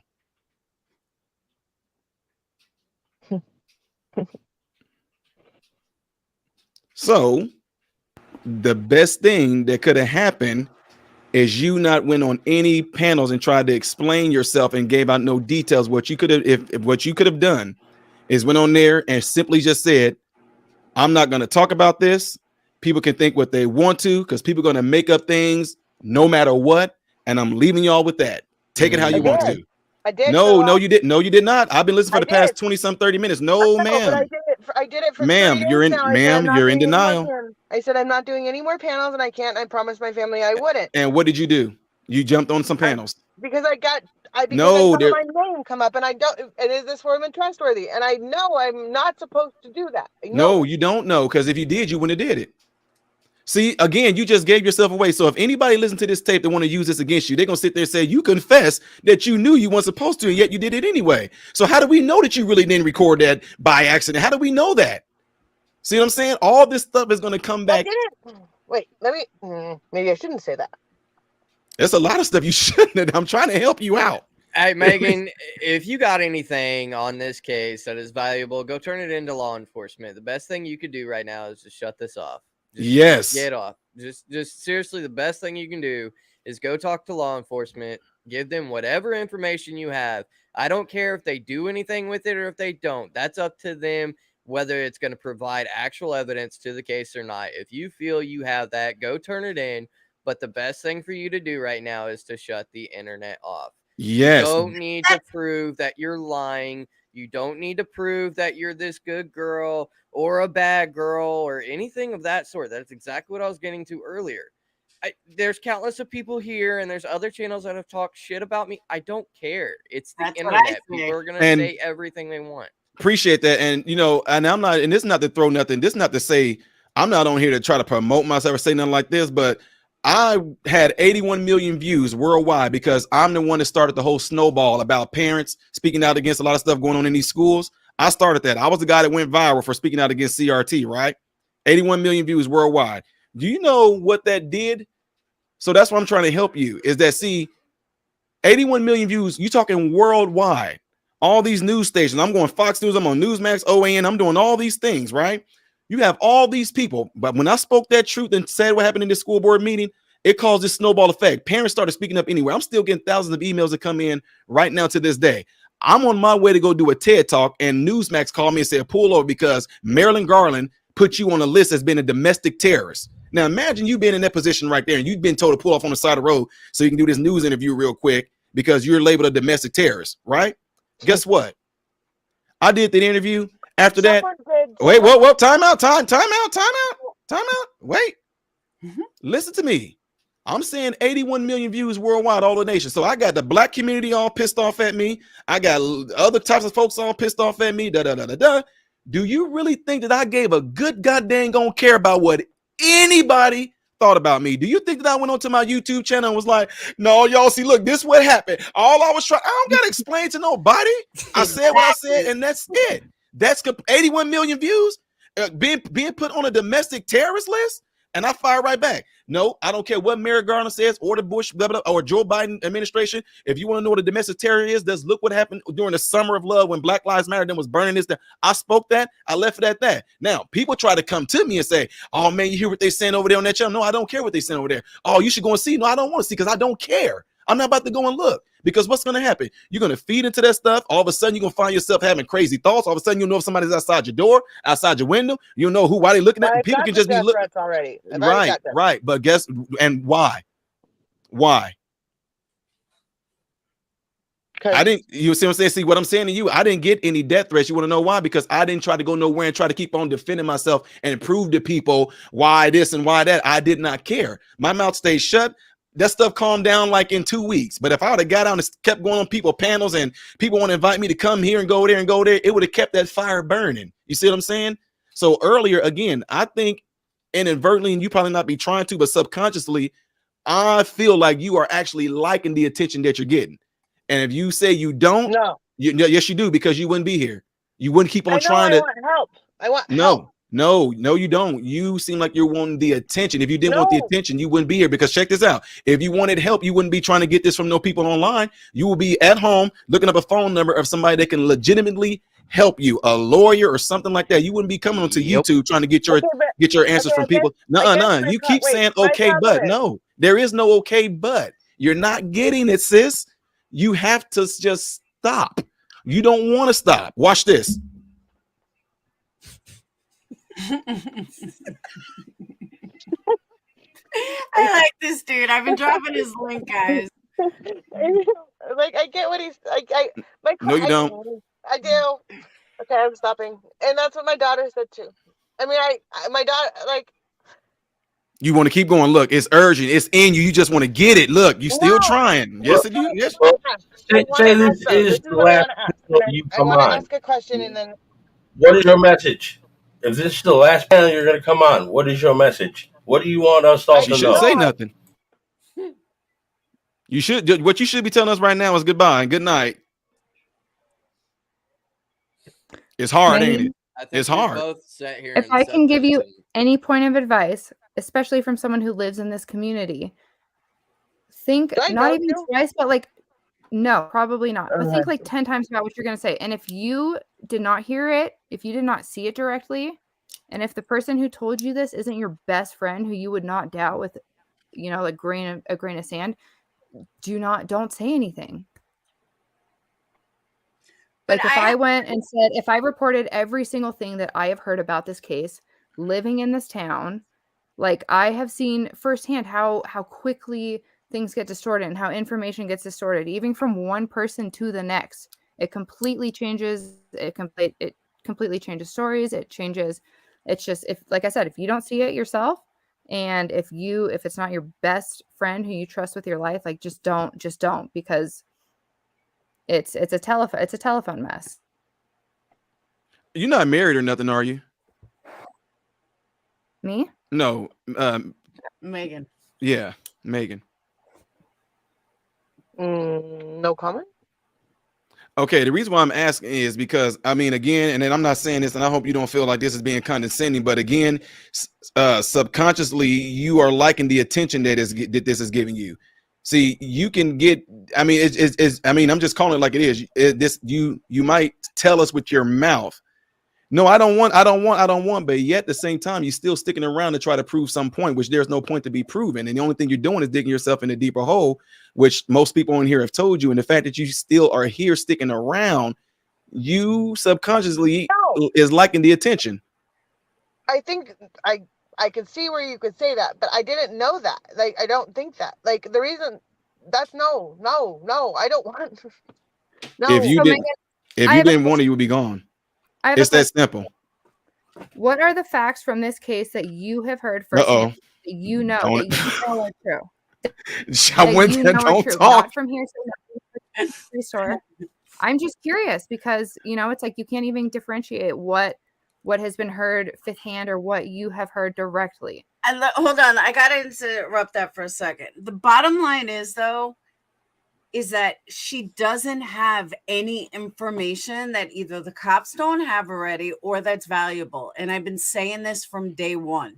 Which is what I said when I came on this panel tonight. I said, I wish I had more to share with you guys, but I don't. But this is what I know. I can tell you how this community was when I grew up in it. And I can tell you what I know about it. But I personally do not know anything about the case because it's not being released. And another thing I want to say, Megan, he is so right in what he was saying about trying to prove himself.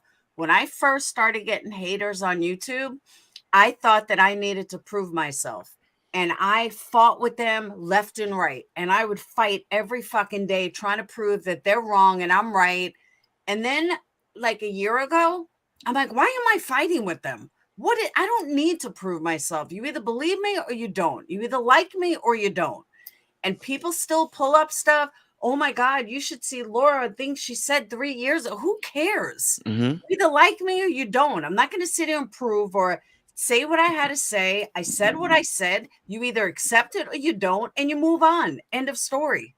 So I back him 150% in that. Yes. Which is someone growing up in Truckee, you should, it's like, that's how we are. It's like, you like us, you like who I am, or you don't. There's people in this town who are going to tear you apart no matter what happens, no matter what you do. You'll never fulfill their view of you. But it's like growing up in this town, you need to have that. You need to, it's like, who you are, you believe who you are. If someone doesn't agree with you or doesn't see you for who you are, then good riddance. Right. It's like you cannot live your life based on how you think people see you. Yep. You cannot do that, and that's what you're doing. That's why that's what I'm saying. It's like again, I'm not coming off as being condescending or rude or anything like that, but I feel like you remind me of like my sons when I was raising them. They keep on trying to prove their point to me, and I'm like, you don't have to do that. I get it. So stop talking about it. But if I want to, but I'm like, look, listen to me. I get it. We all get it. But you don't have to tell someone, but no, y'all don't get it. I just want to, no, stop. Exactly. But that urge to want to keep on going again, after a while, it lets me know, oh, my son is just wanting my attention. You got my undivided attention. So you just want me to look at you and listen to you. But then you got my son to do that too. Okay, Dad, I get what you're saying. But anyway, Dad, but what I'm trying to see, if that was the case, you would stop talking, son. But you're not going to stop because you like the attention that you're getting from this. You can say that you don't. You can say, well, I don't see it that way, or I don't think that way yet. That's why I say it's going on subconsciously. Subconsciously is an autonomous thing. It happens automatically. It's not something that you make yourself do. It's something that happens. And that's what I'm saying. I'm trying to help you shut it off. I just diagnosed that subconsciously you're doing it. It's automatic. And you're saying, no, I'm not trying to. No, because it's subconsciously happened. That's why you have to stop. Stop. All you got to do is just say, guys, thank you so much, and I'm gone. And then what you might end up doing, though, because it's going to be in your back of your head again, when you get off of here, you're going to listen to what we actually going to say after this, too, because you just got to know. You got to know. So you can, let me come back on, because that's not what it's just there. Guarantee you. 150%. I agree. It's hard, ain't it, Megan? I don't know what to say. Listen I don't have anything to say. I'm speechless right now. Nothing. You're right. You are right. I do have 2 children, believe it or not, and I get what you're saying. So Look, it wants to come up. Look at that. Venom. Here he comes. I'm just joking. It wants to come out, Megan. Look, I get it. You struggling right now. You like the attention right now. Not that you want to, but you don't want to leave off this panel right now, because if you do, when you said you made no comment that you're married, which I'm going to assume that you're not, because I'm pretty sure you could have. Okay, see, thank you. I just made you give it away. See how easy that was? Oh. Now, what you imagine that the investigator is going to do with you? If they came to you, what you look at that? I just easily made you just give it away, and earlier you said no comment. But yes, I got it out of you that easy, Megan. I'm trying to help you, sis. I'm trying to tell you, you don't want to leave this panel. I get it. If it's cool, it's fun, it's good to have these people up here talking with you and everything like that. But it doesn't necessarily have to be about this case. You can sit there and talk about how you and your husband met and how your kids are, and that might change the whole conversation. If nobody's going to be worried about what we talked about earlier. But if you keep on wanting to try to keep on proving yourself, that's going to be a deeper hole for you to dig, because the internet can take this lady's channel right here, and they'll be able to record this whole video and just take segments and segments out. Look right there. She just said, I know I did it, but I know. See, she confessing to it. They're going to take every little bit and can use this against you. And then they're going to say there was this guy on here that just kept telling her to be quiet, but she just couldn't do it. She just had to keep talking. She just kept giving herself away. I'm learning. I'm going away and go back. Now, don't listen to us when you're gone. You still in the back room, aren't you? Don't listen to us when you're gone, Megan. Nah, she left. Yeah, but she still can have your channel pulled up, and now she's going to see what we're talking about right here and might want to get back on there.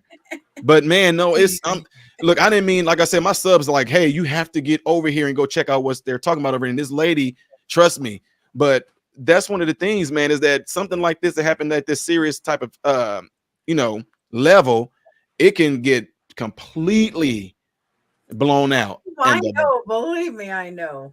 Man. It's YouTube. What doesn't get blown out, bro? Right. Now, I was in the back room for 25 minutes. Listen, how long was she on, though? Well, she was on. We came from another panel, that she was on, and her and Tonight? yeah. Mhm. Her Mhm. and I have had some serious fighting because I put out a video that she didn't like, and I said I really didn't care. And that was like 7 weeks ago. And then she went on this trail of coming after me. So I was like, Megan, you're more than welcome to come on my panel and we'll talk about it. But it never even went there. Wow. Yeah, she was Unbelievable. on another panel for hours tonight. Man, I didn't. Gosh, so she was on another panel for hours, and I think what you've been streaming for how long? What About an hour. And a half. hour 40 some minutes, and she was on the whole time. And when she got on that panel, she stated that she told her daughter that she wasn't going to do this no more. But she's right back here again. She couldn't help it. But See, she's yeah. been on for like 6 weeks. She's been on multiple panels. Oh God, for real, man. Oh yeah, with lots of different excuses of why she was on this panel or why she was on that panel, and then she blamed me for being on the panel, and yeah, that she only went on panel for because she was going to the FBI about me and blah blah blah. So yeah, do you do true crime at all or no? Who, me? Yeah. So interestingly, I come from a family of a whole lot of drug kingpins up in Chicago. Okay. So yeah, so I definitely know. That's why I'm trying to know. I know the ins and outs of a lot of this stuff like that because I got to sit there and witness what they went through, so, but man, that's why I knew what type of personality that she had because all this stuff that I witnessed, I seen it in my own family members. Like, wow, she sounds just like one of them is doing the same exact thing. Yeah. And you talking to the extent to where whatever it is that she have, if she just would have kept that to herself, not said anything, she would not have all this anxiety, all this extra stuff, all this paranoia had she just not opened her mouth. But she can't help it though. And now that you said she was on the other panels and everything like that, they're going to take everything that she said and they can make this whatever they want out of it. And it's actually detrimental because they have her voice and they have her words saying it. Well, she took a break for a little while. She did her rounds the first couple of weeks of the case. Then she was quiet. And then all of a sudden she went to very small channels and just ran her mouth over and over and over. And then finally she was on another channel tonight that I actually mod for. And I was like, why is Megan making her rounds again? She's already said everything she's got to say. So, a lot of people saw her stuff from 6 weeks ago. So now all of a sudden she's coming back with some same story, some different story, some little change, but she left it so easy to question her. And that's what I was doing tonight. That's why I was like, this was too easy. It just was. Man. Yeah, it's definitely. I will say, I'm sorry. Go ahead. I was just going to say, when you were questioning her, you were so calm and your questions were so well thought out. I thought that was really good. But tapping on to coming onto a channel, I've never been on a YouTube channel. I've never been on a YouTube panel. I did not plan on coming here tonight. And I will say, growing up in this town, it's like my main motivation coming here tonight is because I've been hearing, kind of like I was saying earlier, it's like all these images being painted of the people here, the town here. And I knew that I had information that could hopefully maybe clarify that. But like I said, it's things that I have experienced being born and raised here. It's not hearsay. It's not like, oh, well, I walked into Safeway and this person said this to me. This person said that to me. It's just, I just feel like if you're coming here, you need to state what you know. It needs to be facts. And like I said, that was my main motivation coming here tonight is because I felt like I finally needed to try and clear the air a little bit. But yeah. No, that's awesome. Man, I'm telling y'all, I'm telling some of my subscribers, I was getting ready to go for a second, and they were like, Ty, please go check this out over here. Da, da, da, da, da. And I get in here and I'll just like, what? Come again. I was like, what is going? So instantly though, I just knew like, man, she's gonna mess herself up, man. She definitely gonna need some prayers, and definitely I would say some volume too. You might be listening to this, Megan, girl. You need something to calm you down. Calm you down, sis, man.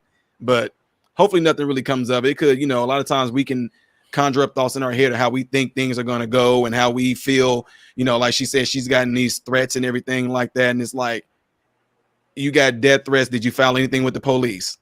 You know, you got death threats, but yet you on an open panel. You know what I mean? It's something like that was going on. That stuff you just be on a no, you keep on a low. But Anything like that, you keep on a low key. I've gotten death threats What YouTube? from What? the case I covered, but Sorry. I just brushed it off. I was just gonna say, like, coming on to a panel like this, it's like you have to expect to take something like that. I mean, even look at, you know, you have like Truckee TV. He is a local who lives around here. It's like anytime you are going to put yourself in the place of the internet, you have to expect that that's going to come.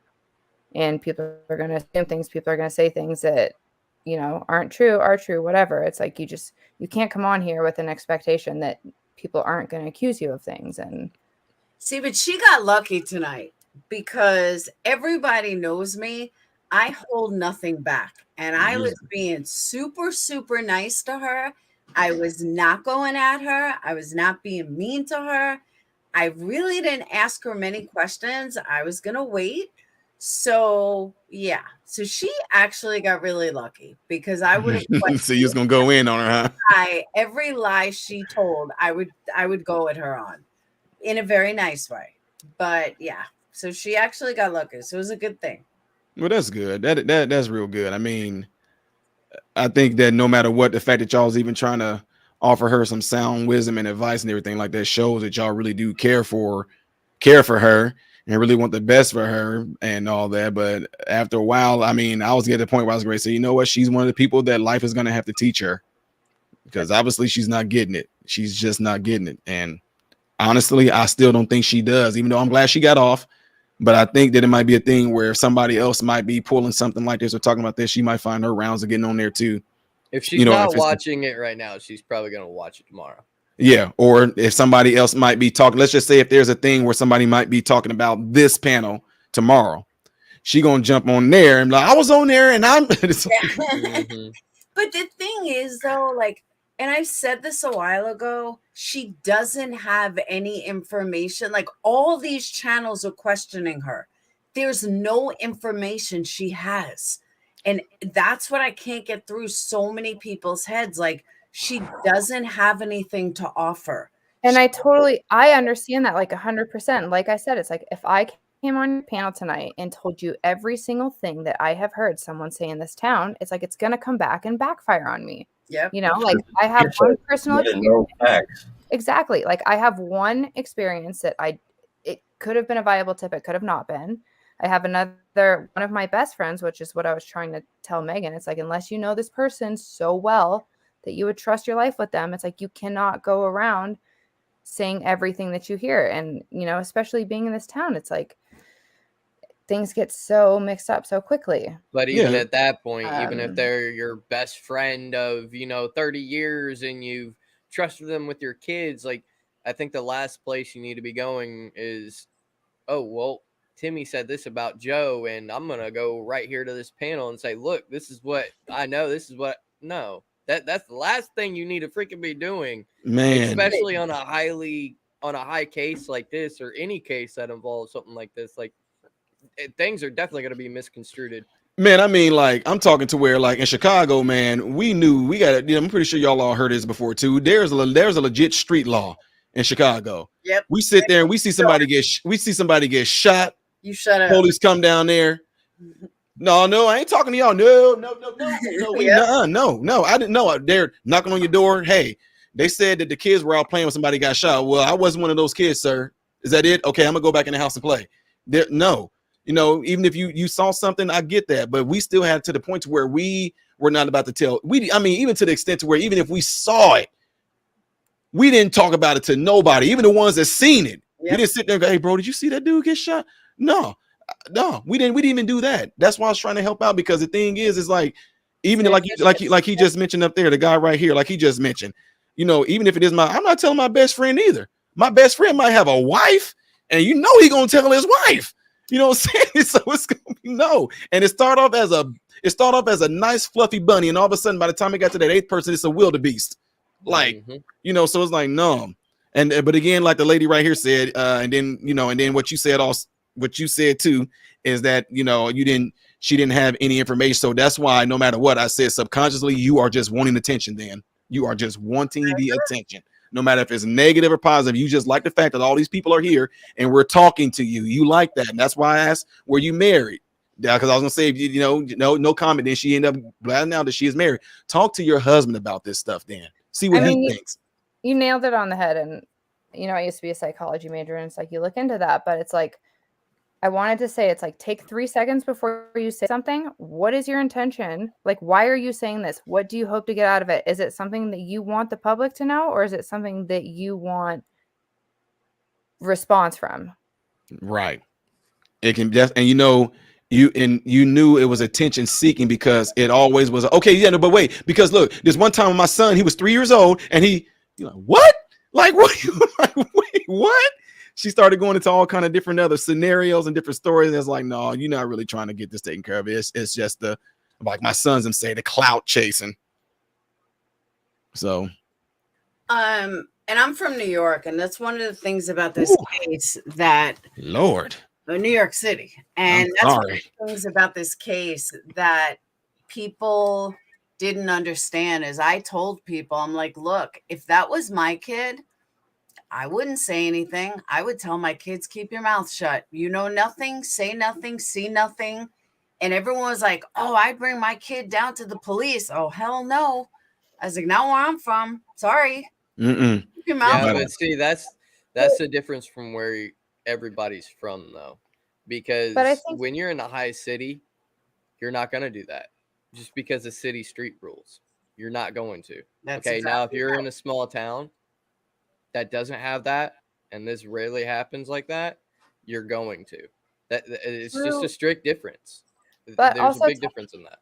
So chiming into that, tapping onto what you say, it's like when you were in a small town, your information that you give out is so much more likely to be construed and, you know, brought into something that it's going to morph into what you didn't say.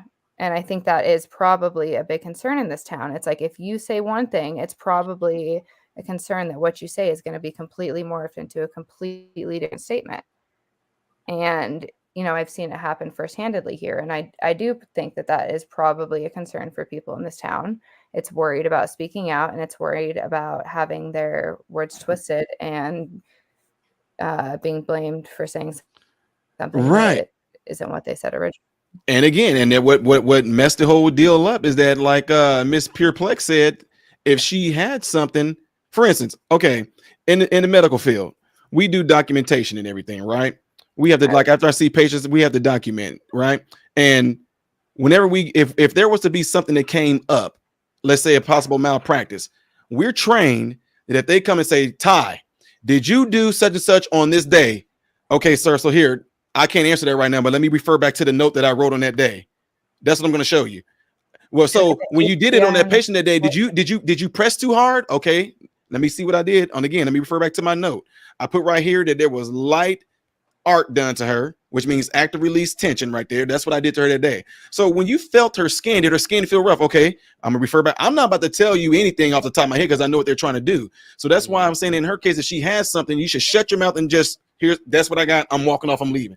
Take it, y'all can do what y'all want to with that. That's what y'all yeah. So wait, who was that?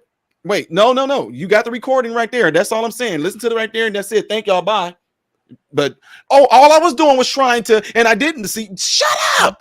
Just give me a recording. Just go. Just it. Just leave it alone. But like she said, I don't know. She has something though. It's kind of. I agree. I'm familiar with the medical field, and that was a great analogy. So thank you. Yeah, sweet. No, I definitely agree with you. But anyone else? What's up, Tony Teflon? Was somebody trying to get on? Somebody was in a private chat, because I'll drop off if they need to. Truckee.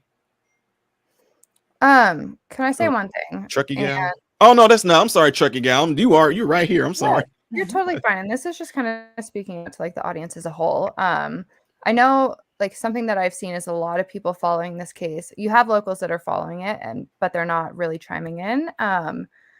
But if anyone, like, you know, and it's been said a million times, but if anyone does know anything, or if you've seen anything that you think could even be like slightly suspicious, like, I would just say, like, bring your information forward. And like, this is something that has been preached since day one, you know, since October 6th or 7, you know, when she originally went missing. It's like, please bring your information forward. And I stated earlier how I was getting really frustrated because I feel like I haven't been heard with information, and I know people who also feel frustrated because they don't feel like they've been heard with their information.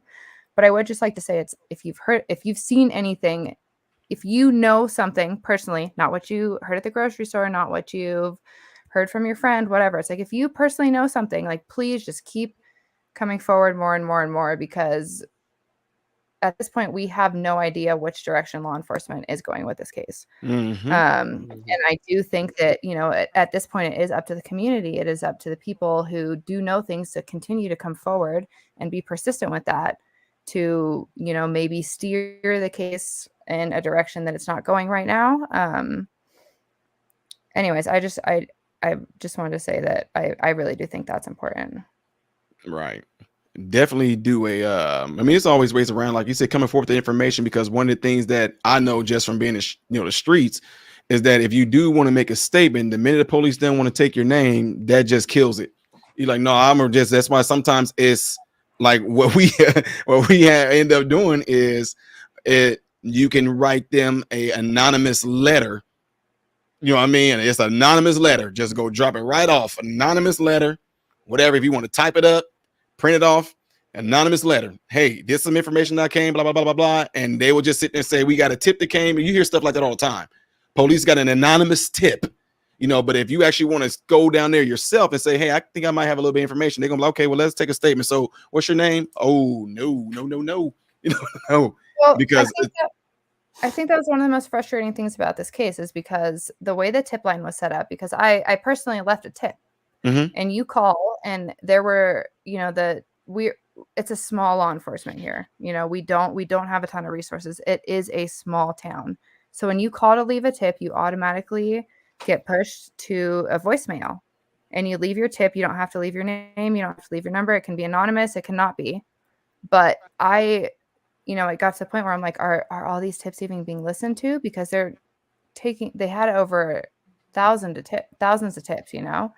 And I just think, like, being persistent with that too. And it's like continuing to, if you know anything, because there was such a flood of tips in the beginning. Right. So what we've done before as well is, like, right now, the kids that I mentor right now, if something like that happens, they make pretty much you know, you can create your own email. You know what I mean? You can create just 1,000 emails if you want to. I'm like, use a ghost email, we call it, and, you know, type up what you seen, send it to them, and then ask them at the end, can you confirm that you got this? And they'll send something back that just says confirm, and you can just completely get rid of that email, as long as you know that's a good way of saying that the police actually got it. But yeah, it's. Let me also say, there's no real such thing as anonymous if you're calling into a line that the police. That's what I was going to say too. Like, you left a message, but yeah, well, I agree with 100%. They can track your number. They can do. There is no such thing as anonymous. The only way I think that they couldn't do it is if you did it from the internet with a VPN. I don't think they can get past that, because it might just be impossible. That's why people have a good VPN. But I'd love it. Oh, you can call in anonymous. Come on, dude, stop. There's no anonymity when you're calling a police tip line. They know exactly who you are. They're going to track your phone.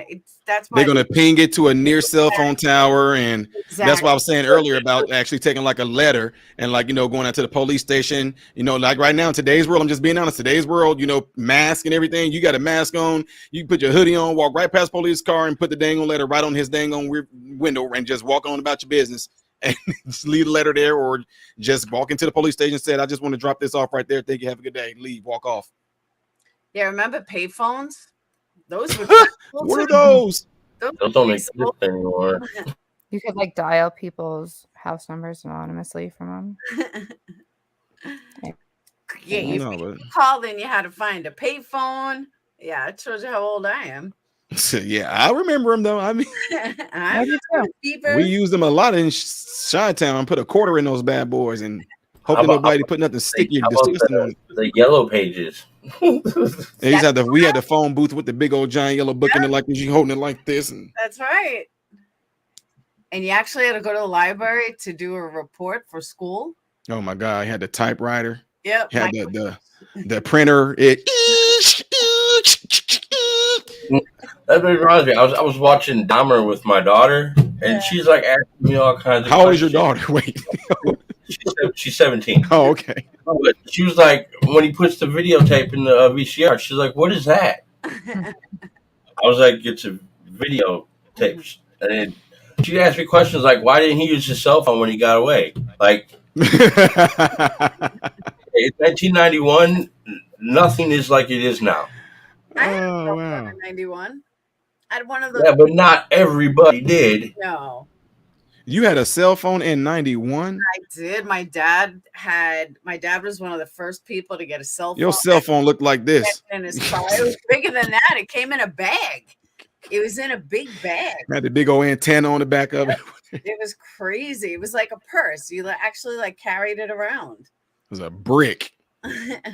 My God, it's amazing how things just changed so far. Who would have thought that one day that we all be able to talk to each other across the nation like it is right now? Never would have thought about being able to do something like this. But we used to watch all those old movies like what's the one with Sylvester Stallone and Wesley Snipes? Oh gosh, Demolition Man. All those movies about the upcoming technology. We'll never be in a day where you can have a phone and you can touch your screen, and here we are. Who would have known? They're not even phones; they're handheld computers. The first cell phone was what about Atari? I tell my kids about gaming, playing Pong. Exactly. Bleak, bleak, Android, Pac-Man. Although Donkey Kong was the best. Donkey Kong Jr. Yep.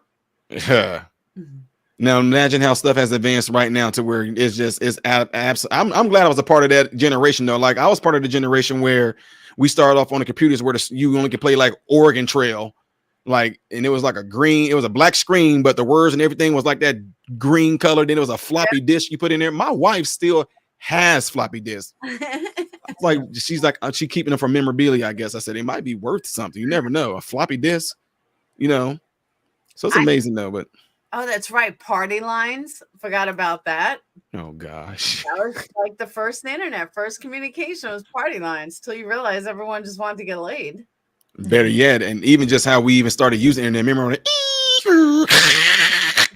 and you got happy like it only took 10 minutes for my internet to load up. Exactly. Somebody picked up the phone. No internet. Oh, dude, that would be torture. Like, oh, guess what? When I clicked on this page, it only took 3 minutes. And now. How about doing emergency breakthroughs? Because somebody you wanted to talk to's line was busy before call waiting, and you called and you had to make an emergency breakthrough. Remember those? Oh my God. I will say my most proud moment as a child was hacking my mom's dial-up password because as a child she didn't share it with me. And I finally hacked it when I was in 6th grade, and it was like my most proud moment. It was free internet, free dial-up anytime I wanted. We just sit there and steal people AOL free month CD out of their mailboxes. I agree with you, though. I am glad that I'm part of that generation that just watched it grow. Watched it from, your parents wanted you home. They didn't call your cell phone. They screamed outside. Right. Well, I was still at the old school too. My sons, they didn't get it. My sons are 20 years old and 18, and they didn't get a cell phone until they got jobs and bought their own. People thought my daughter bought her phone too. No, I was baffled that she spent $1,200 on it, but it was her own money. I think that is something though. It's like people who grew up without technology and then now they are in their older age and they have technology at their access. They don't really realize the repercussions of it, which I think ties into many points of what we've discussed tonight. It's like when you weren't raised with it, you don't see exactly the ripple effect that what you say can be streamed out onto the internet forever. Absolutely. That's true too. But I know with my kid, my little one he's not little anymore, but my all my kids had cell phones young because I was always paranoid they were going to get stolen, not the phone, my kid. So I'd be like, here's the cell phone, so I know where you are. Like, Dayton had one by the time he was 4. And I was whoa, Jesus, just very paranoid that my kids were going to get taken. I wanted them to be able to get a hold of me. So I gave them all cell phones very, very young. And maybe that was bad, but yeah. How many of you guys had pagers growing up? we still use those in the hospitals. For real, we still use those in the hospital. You said your son is how old now, though, Miss Pureplex? Now he's 14, and I have 17-year-old twins. Your son was, you know, boys don't like to take baths and stuff. So you didn't try to figure out why your son was in the bathroom for so long. Because he was on the phone. Yeah, he was on the phone. All right. Like, your son really likes taking showers. He takes them every single day now, long 30-minute showers. How old is he? 7? Like, yeah, no, I'm joking. No, that was I tease my own sons about that. That was my 17-year-old, and I had to learn from his twin sister what he was doing. Mom, I'm just listening to music. Yeah, I don't want to know this. And I was like, when our sons bought their own, I'm like, you're not taking that phone in the bathroom. All of a sudden, in your bathroom and all this, it went from you in there no longer than 10 minutes. All of a sudden, you making up, I'm taking a shower now. Well, what were you doing before that hour? I was on the toilet. Oh, yeah, I'm sure. So I'm one of those dads. I prank a lot. You can probably tell this by my personality already, but I prank a lot. They'll come out. I'm like, let me see your hands. Why is your right hand way more raw than your left? You know, my wife's like, don't do that. That's disgusting. I'm like, I ain't the one that did it. He doing it. So, that's I can make a bad hysterical. joke, but I'll refrain. say that again. I said I can make a really bad joke, but I'll refrain. It's already gotten bad. I'm like, Said hang it. a little far to the left there. What's going on? Yeah. I just tease them like, dude, they'll say, at first it was starting off as jokes where they would come out and I'll say, okay, I didn't hear you wash your hands. See, like I did. I'm like, let me see. You do it. I'm like, your right hand look like how you been in the water a little too long, but your left hand look normal. Oh, that's because I use that to wash myself. And okay, sure. Okay. We had magazines, son. So That's funny. Your boyfriend would call your beeper and leave 143. Yes, I remember that too. The beepers were easy. Oh, that's mom. I don't have to call her back. oh, Now yeah. you got a cell phone. Where are you? Why are you answer your damn phone? So yeah. Oh yeah, pages was a thing. Or we should just turn them on and off and make them make the beep noise and make it seem like somebody was actually paging us so we could feel important. Knowing good and well they weren't. Being on a date, you tell your friends, make sure you page me, emergency, SOS. Oh yeah, even now I use my cell phones now, even when I'm talking to some patients, or like if we have a care plan meeting or something. But I have my phone set because I know that certain individuals, they'll go on there and they just talk, and after we discussed everything, saying, okay, we're going to evaluate them, do X, Y, and Z, and they still want to talk. So I automatically will set my phone to where when the alarm go off, the alarm sounds like somebody's calling me, and I'll just, wait, right now? Okay, yeah, I'm getting ready to leave this meeting right. I'll just, yeah. So I thank God that I can do that in my phone. Otherwise, I used to just sit there while the patients were talking, and it was about nothing. I'll turn my pager off and turn it back on and beeping it out. Oh, I'm sorry. I got to get ready to go. You know, but yeah. But anyway, so I enjoyed this very much, ladies and gentlemen, and got to get ready to get out of here. But some of my subs told me that they're watching, so I just want to give them a shout out. I appreciate y'all telling me to come over here, subs, and everybody that's watching right now as well. Make sure you guys give this video a thumbs up. What it does, it allows this video to be pushed out in YouTube's algorithm. So make sure you hit the thumbs up button. Make sure you guys share this video. You all have a cell phone, so there might be 5 contacts in there that might think like you guys do, along people on this panel as well. So let them know about this channel and help push her out there, folks. So absolutely, do that. Ask you real fast. What was the video you went viral on? What happened with the school? What are you doing? And right now, if you put in Ty Smith in Google, if you put in Ty Smith CRT, you're gonna see it. Let me see in Google Ty Smith. Let's see. It might be the first thing to pop up. It'll say something like "Watch a Black Father Blast Critical Race Theory" or something like that. And yeah, what was the critical race theory? Oh God, you never heard of that? Good. You don't need to know about it. Yeah. critical race theory is something that they're using right now to divide black people and white people, because they're saying that there are systems in place that have been set in place by our forefathers to do nothing more than to benefit white people. And what it does is, for one, it's a lie.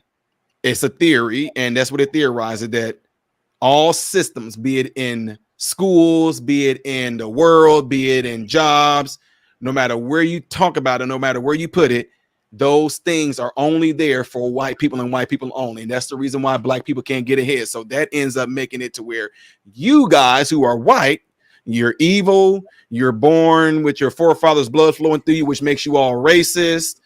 And you guys, it's inherently racist. And what you need to do is pretty much get to a point to where you're getting ready to turn almost everything over to black people so we can have equity, which means we can start off at the same field that you are. So anyway, what happened is that at this school board meeting, I was asked to go to it because they were going to talk about critical race theory. And I'll talk about this when I go and speak engagement, I mentor young kids. So anyway, they said they were going to talk about it at this school that my son was attending at the time, right? Okay. And so I was like, I might go on the next one. And then they was like, Ty, you need to go.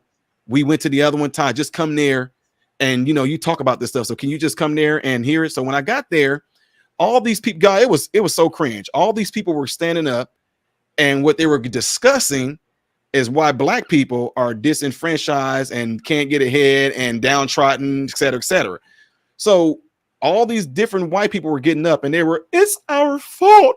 We're the reason why the black people cannot get ahead. It's in our DNA. We have our forefathers' blood pouring through us. We're the reason why that they're. So these people were getting up and I'm sitting there like, what are they talking about? Different folks got up and started saying things like, I march for Black Lives Matter because black people do matter. And we should do more to help the black people because it's our fault why they're in the places that they're in. So they did all that, right? I'm looking around the room. There wasn't one black person in there. So I'm like, wait, time out. They up here talking about why black people are down and why we can't. And when I got up there and spoke, that's when I exploded on all of them.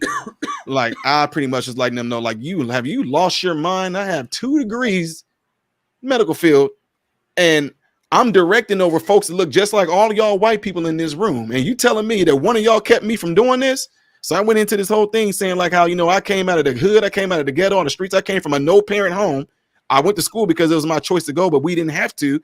And I went to college and did what I needed to do. And I got married 21 years. I got a 20-year-old son, 18-year-old son. You telling me that what kept me from doing this was some white people?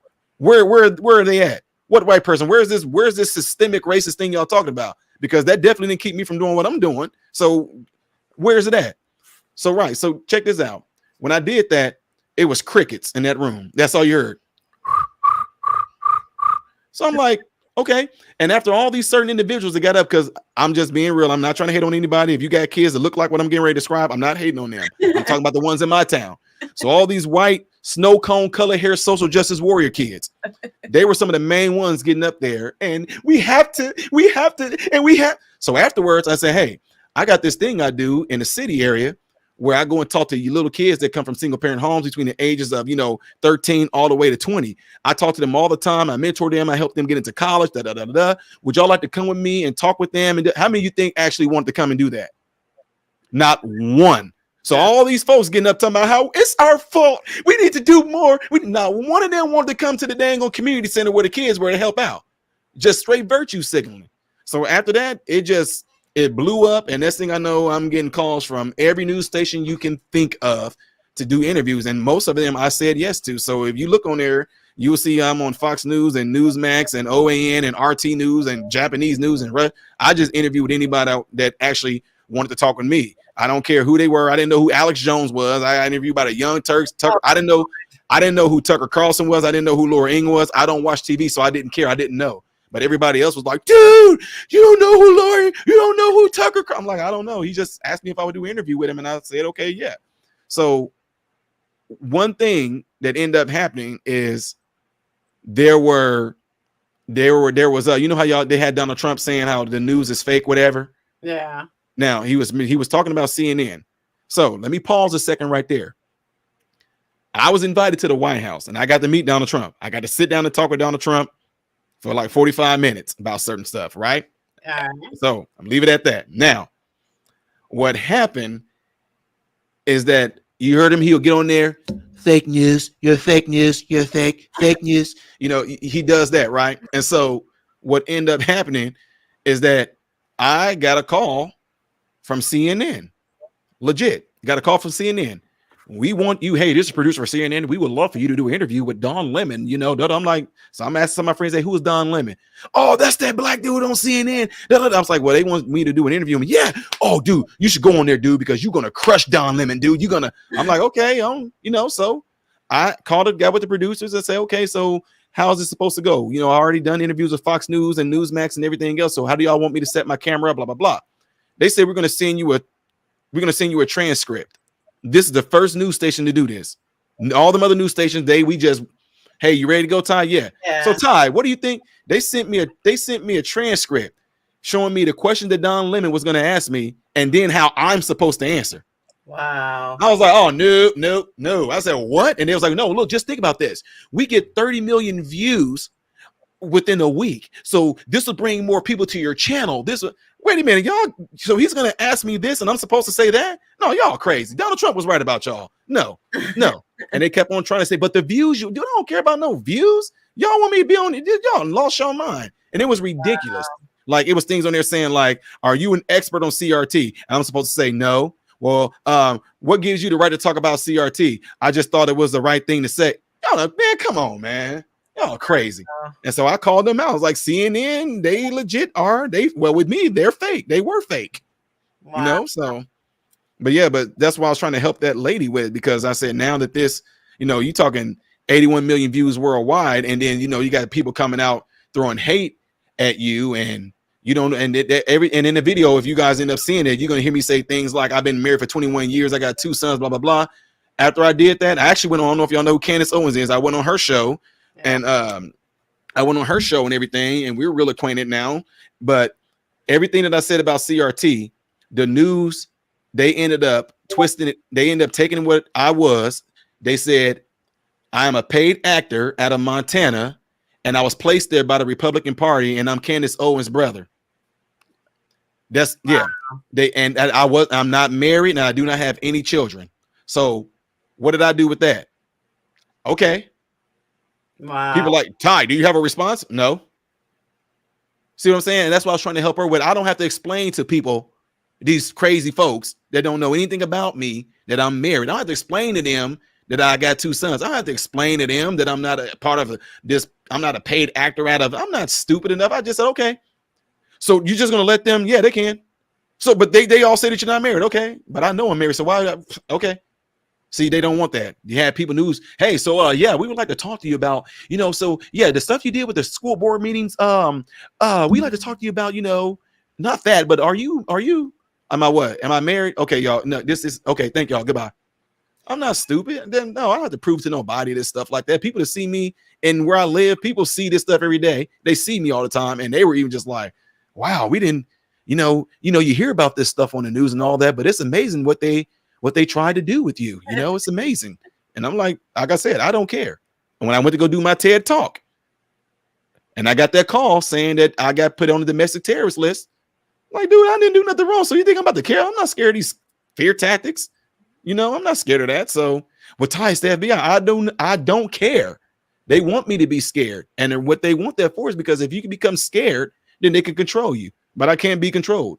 So no, I say Newsmax. Yeah, I'll do the interview right there. I will speak directly to Joe Biden and let him know. I'll explain to you what a domestic terrorist is, sir. Domestic terrorists is the ones that burned up the neighborhoods in Chicago and all that. The very people that y'all sit there and saying that y'all were backing up and protesting for, those very people burned down their own neighborhoods and burned down their own convenience stores and burned down their own supermarkets. And those stores are not there no more. So who did it hurt in the end? It hurt the black community more. So but excuse me, sir. If a white person says all this, and I'm racist. Nope. I'm white privileged. I don't understand. Check this out. And you know what? I grew up in such a racially diverse city that people come out of the ghetto all the time. All they have to do is work hard. It's that simple. You can make every excuse in the world of why you can't do something, but just go ahead and do it. Plain and simple. Yeah. I'm racist for that. I don't understand. I grew up privileged. Man, I'm telling you right now, like I said, and it's not, and I don't care. It's nothing about my channel or nothing like that. I got a thing on my channel that's actually directed to white people. And I flat out was giving it to them saying I would be completely pissed off if y'all come to me, and I'm just being real. I was like, don't, because when I go to speaking engagements, they will come to me and they will say these phrases, like kind of like what you just said. I said, I would be very pissed off if you go through this life and you feel like you cannot say nothing because you feel like you're walking on eggshells, because you feel like somebody's going to call you racist. Because do not hold the truth back for the sake of worrying about a black person calling you a racist. That is a complete cop-out, and they know it is. So tell the truth anyway. And what I tell them, I'm not for the left, I'm not for the right, I'm for the up. And in that kingdom, there is no color in that kingdom. And that kingdom consists of truth, and truth knows no color. So don't be scared to tell somebody the truth about something and in fear that they're going to call you a racist. You know you're not a racist. And don't ever say, I'm not a racist because, you know, my friend is black. Don't give them that. I don't got to give you no excuse why I'm not racist. I'm not racist. You a butthead. We leaving it at that. Bye.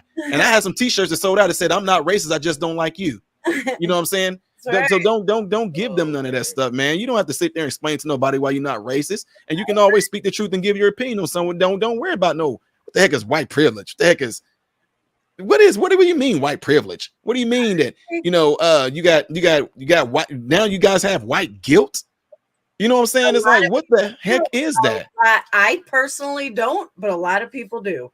I've seen it in message boards, I've seen it in Reddit, I've seen it on YouTube, where they say, well, you wouldn't understand. And I go, but you're white too. It doesn't matter. We are privileged. And I said, no, what's her name? Paris Hilton. That's him, but that's privileged. That's privileged. I'm not privileged just because I'm white. Sorry. No. I'm looking through my wallet right now. I can't find my white privilege. Exactly. Give me a second. Oh, dude, they probably somewhere in here. I don't know. It was wild, man. I mean, I'm talking to the extent to where I was just like, man, if do they know that when you actually say things like that and you believe that you're projecting onto a black man like me, that I should just instantly assume that you're smarter and better than me. Exactly. You see what I'm saying? That's what you do when you do things like that. You're projecting onto black people that you are smarter because you got so what you're telling me is I got the job because I'm just black. I didn't get the job because I'm qualified or I'm smart. I got it because you wanted some diversity, equity, and inclusion. So that would you know how much of an insult that would be to me that you gave me a job because I'm black, not because I'm smart enough to do it. Yep. You see what I'm saying? And a lot of people don't see through that. Oh, we need to get some diversity. And like I said, y'all, the type of personality that I have, I couldn't be no white dude. Like, I mean, people would be like, he's the most racist. Not that I would be racist, just I wouldn't have no trouble with telling people the truth, flat out. Right now, I'm so-called rejected from a certain type of black community. Okay, I'm supposed to care. I'm getting things like they call me Uncle. Matter of fact, check this out. They calling me an Uncle Tom. I'm like, okay, okay. I'm tap dancing for the white man. I'm a coon. I'm a porch Negro. I'm a house Negro. What's the other one? I'm pandering. All these different names. I'm like, okay, all right, okay. Is that all y'all got? So that's what happens. You have nothing to intellectually say to rebuttal what I'm saying to you. Therefore, all you can resort to is name calling. You know what I'm saying? So that's easy. So when you say things like they say, well, you might be skin folk, but you not kin folk. I don't care, dude. I'm telling the truth, regardless. You mean a black community? I'm my own individual self. Because when you do things like that, and matter of fact, like, okay, and there's some of them other folks, they'll do this thing where, well, he's not like the other ones, blah, blah, blah, blah, blah. This, you know what? That's a shame. Some white folks had the nerve to try to tell me that I should be ashamed for black people. I'm a disgrace to black people. So what you're telling me, Negro, you don't act like the rest of them other Negroes right there. You need to get back in your place and act like the rest of them Negroes because y'all are not individuals. Y'all are just an organism. Y'all all should be acting the same. That's what you're saying to me. Well, no, that's what you're saying to me. You telling me that, hey, you know what? You're a disgrace to your race. You're hurting black people. As a white person telling me that because I'm not acting like the rest of the ones that you used to seeing stereotypically, that Star Keishas and them and this and that and oh my mama, I'm not acting like that. All of a sudden, you have no idea that you are literally projecting your racism onto me. That's the real racism right there. Telling me that I should be in this place talking this way and being this way, but because I'm not, all of a sudden, oh, dude, yes, yeah, you're not acting like the rest. You're not acting like the rest of those black people. You're not a good look for the black people. Yeah, I heard that. And I flame them big time for that. Answer me this. Do you really think we should have on any type of job application or anything like that, do you really think we should pick what ethnicity we are? No, Whether we're white, black, Hispanic, you really think that should be on any job application out there? I don't think so at all. Honestly, something that we did for like our own private company of mine, mine have on there American, Asian, Russian, or something like that. That's what American, Asian, Latino, that, you know what I'm saying? Because that takes the color equation out of there, plain and simple. Amen. You know what I mean? So no, absolutely not, because that, I don't even know. Matter of fact, a place that wanted me to come and actually see some patients for them, on their application, it literally had on there, do you support the LGBTQ? I was like, why is this even on? I was like, no, That is on, oh my God, Zillow. That is on Zillow. That if you're looking for a house now, it says this is LGBTQ approved or something. I was like, oh my God, really? like, yeah, what the heck? What did this? Buying a house. I'm like, It doesn't pertain. So weird. I have no idea. I'm like, why is this on the application? Why are they asking me, do I support LGBTQ? I'm like, what the heck that has to do with this app? That was ridiculous. And then, you know, the other thing that I hate about a lot of stuff they're doing with all this is that it's messed up, especially in medicine. I don't even know how we can even get away. When I say we, I'm talking about the medical field overall with the stuff that we're doing right now, because even though they're allowing people to trans and all that, when you come in there and you see me, I still have you down in my paper saying that you are a 34-year-old male who goes by Shanice or whatever like that, and you still a man. I mean, Yep. I know Huh? what you mean. I said I dealt with that 2 weeks ago. I know exactly what you're talking about. Yeah, it's like, you know, and then they like to be called this. I'm like, okay, that's cool. I just go in there and say, how you doing today? I don't have to go in there and go Shanice or whatever. I just go in there because, you know, people they pushing people to really try to force people to swallow this. And I don't have an issue with anybody doing anything they want. And I just feel that at a certain age is when you should allow them to do that, when they're conscious, when they've matured, when they know what they're doing. But as kids, I totally am against that. I mean, it's, man, you can have kids that think they are a lion. Daddy, I'm a lion. Raw. You don't sit there and say, well, let them go out there in the safari and hang with the lions. Yep. Your child's gonna be a snack. Halloween but right time, now, baby. yeah, but right now it's just that a lot of things is happening. They pander into a whole lot of things. And like I said, my point is I don't discriminate against anybody that's definitely an adult that wants to do things like that. But what I don't like is when you try to force me to accept something like that. Don't force me to call you anything. Just, I mean, I never cared about what your name was anyway. You know what I'm saying? But now you go up to you. Oh, how you doing today? First of all, my pronouns is that, piss. I'm like, I don't care. What's your name? Dad, man, what the heck is all that about? So that's what I'm saying. And that's what they do a lot of times, even though when like in our workforce right now, they're having all these classes and things like that. Like, guys, if we have a patient to come in here and they have their pronouns, call them by their pronoun. Look, I don't care. Like I do with all my patients anyway. I will call you by your last name. That's it. Mr. Smith, Mrs. Smith. And if you are trans or whatever like that, I might just say Smith, right? Smith. Okay. So yeah. I'm da and going about that, you know. I agree. Someone asked the question, is it wrong or racist to say all lives matter? Because in my opinion, it is the most unracist thing you can say. No. Told black people are offended by that. No, black people. You know what? Here's the thing. So what? White people were offended by Black Lives Matter.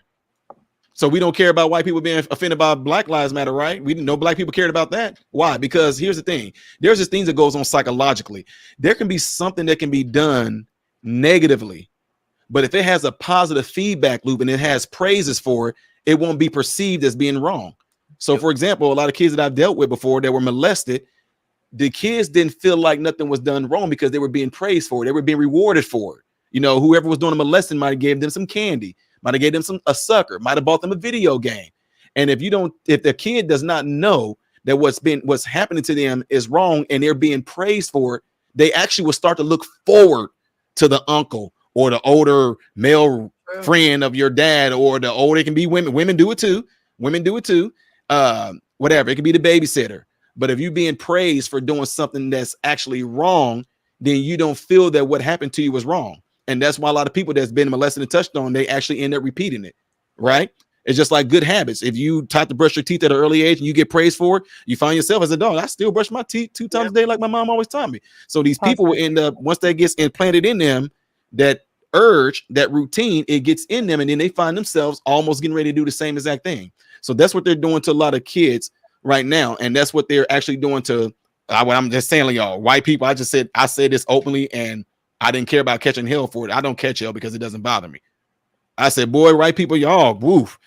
They racist against y'all like crazy. You guys on the opposite end now. You guys, it's not reverse racism. It's just racism, period. Because just think about it. Black people will try to go around, we oppressed. You know what they did to our blah, blah, blah, blah. But they have colleges have allowed black people to have their own spots, right? You guys are telling me, I'm not saying you guys are listening to me right now, but just the whole overall general audience. You guys are being told, or you guys are having an unction that you cannot speak your opinion. You feel like you're walking on eggshells. You feel like if you say something, you be called a racist. So you tell me who's being oppressed. You guys are. Yep. You can't talk. You can't walk. You can't look at somebody a certain way. You please let them. You feel like you might need to let them butt in line because you don't want them to go off on you. You know, y'all the ones that actually have the racism against you. And I'm just saying, that's why I say I cannot be white today, because I'll be like, yo, you must be out your mind. I ain't about to do nothing. No, I don't like you. You are a-hole. You just flat out. No, I'm not racist. I'm not going to explain to you why I'm not racist. You know I'm not racist. Bye. They can say all they want to. So Yeah, here's my talk, but don't touch me. That's exactly right. When you have all these different groups, you have, you know, Black Lives Matter, LGBTQ. When society is creating all these different groups, is it not creating more division between the people? Like, without these groups, would it, you know, do you understand what I'm saying? Hate group overall. A lot of Black Lives Matter is hate.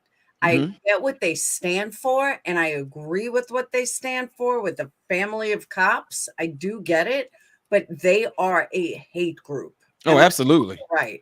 Oh, man, Black Lives Matter. Creating these different groups, it's like everyone is fighting for unity, everyone is fighting for equality, but yet when things are breaking up into so many different groups and every group is better than the other, it's like, you know, it's just interesting when everyone is fighting for equality, yet all these other groups believe that they're higher than other ones. It's just like it's an oxymoron, you know? Right. That's what I'm saying.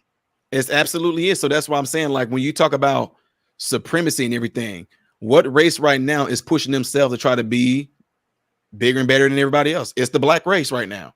Yeah. So here you are complaining. The very thing that you are complaining and saying is happening to black people as a whole, who are, I'm not all black people, but anybody that's a part of those organizations, that's literally what they are doing to you.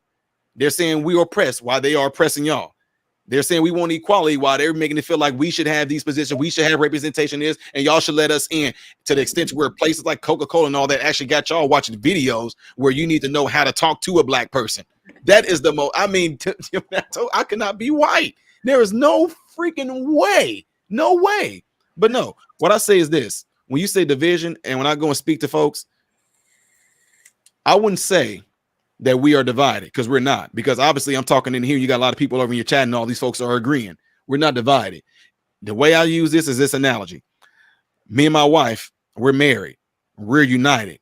You know what I mean? Mm-hmm. If any woman tries to come in and disrupt that, would you say me and my wife are divided?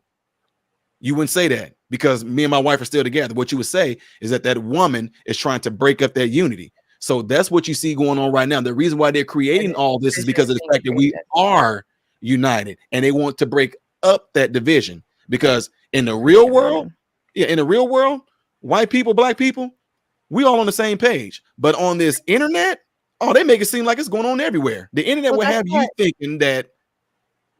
Go ahead. I'm sorry. Interesting point. No, it's okay. It's okay. And I'm so sorry. I am probably going to hop off within 5 minutes. I did, like I said, not expect to be on a panel this long. But really quick, it's like when there is a group that's, like you said, Mary, everyone's happy, and then all these other little factors are being implemented. It's like, is the division trying to be created? And I will tell you, prior to being a medical major right now, which I'm in a pretty extensive program, hence the reason I'm probably going to hop off in a couple minutes. Sweet. I was an education major, and you talking about the critical race theory pretty much summarized my 4 years of undergrad as an education major. And it just kind of cracked me up listening to you talk about that, because I'm like, yeah, it's pretty much what I listened to for 4 years from my professors. And since then, I've moved on to the medical field, which is a much more solid, factual field. But I just want to say I appreciate everything that you've brought to this panel tonight. And even just having me here, like I said, I didn't even plan on coming on and discussing everything. And I've really appreciated everyone's opinions tonight. So thank you guys for having me. You guys are all doing great things. Keep doing what you're doing. Sweet. And good luck with everything, especially with the medical school. I understand. Woof.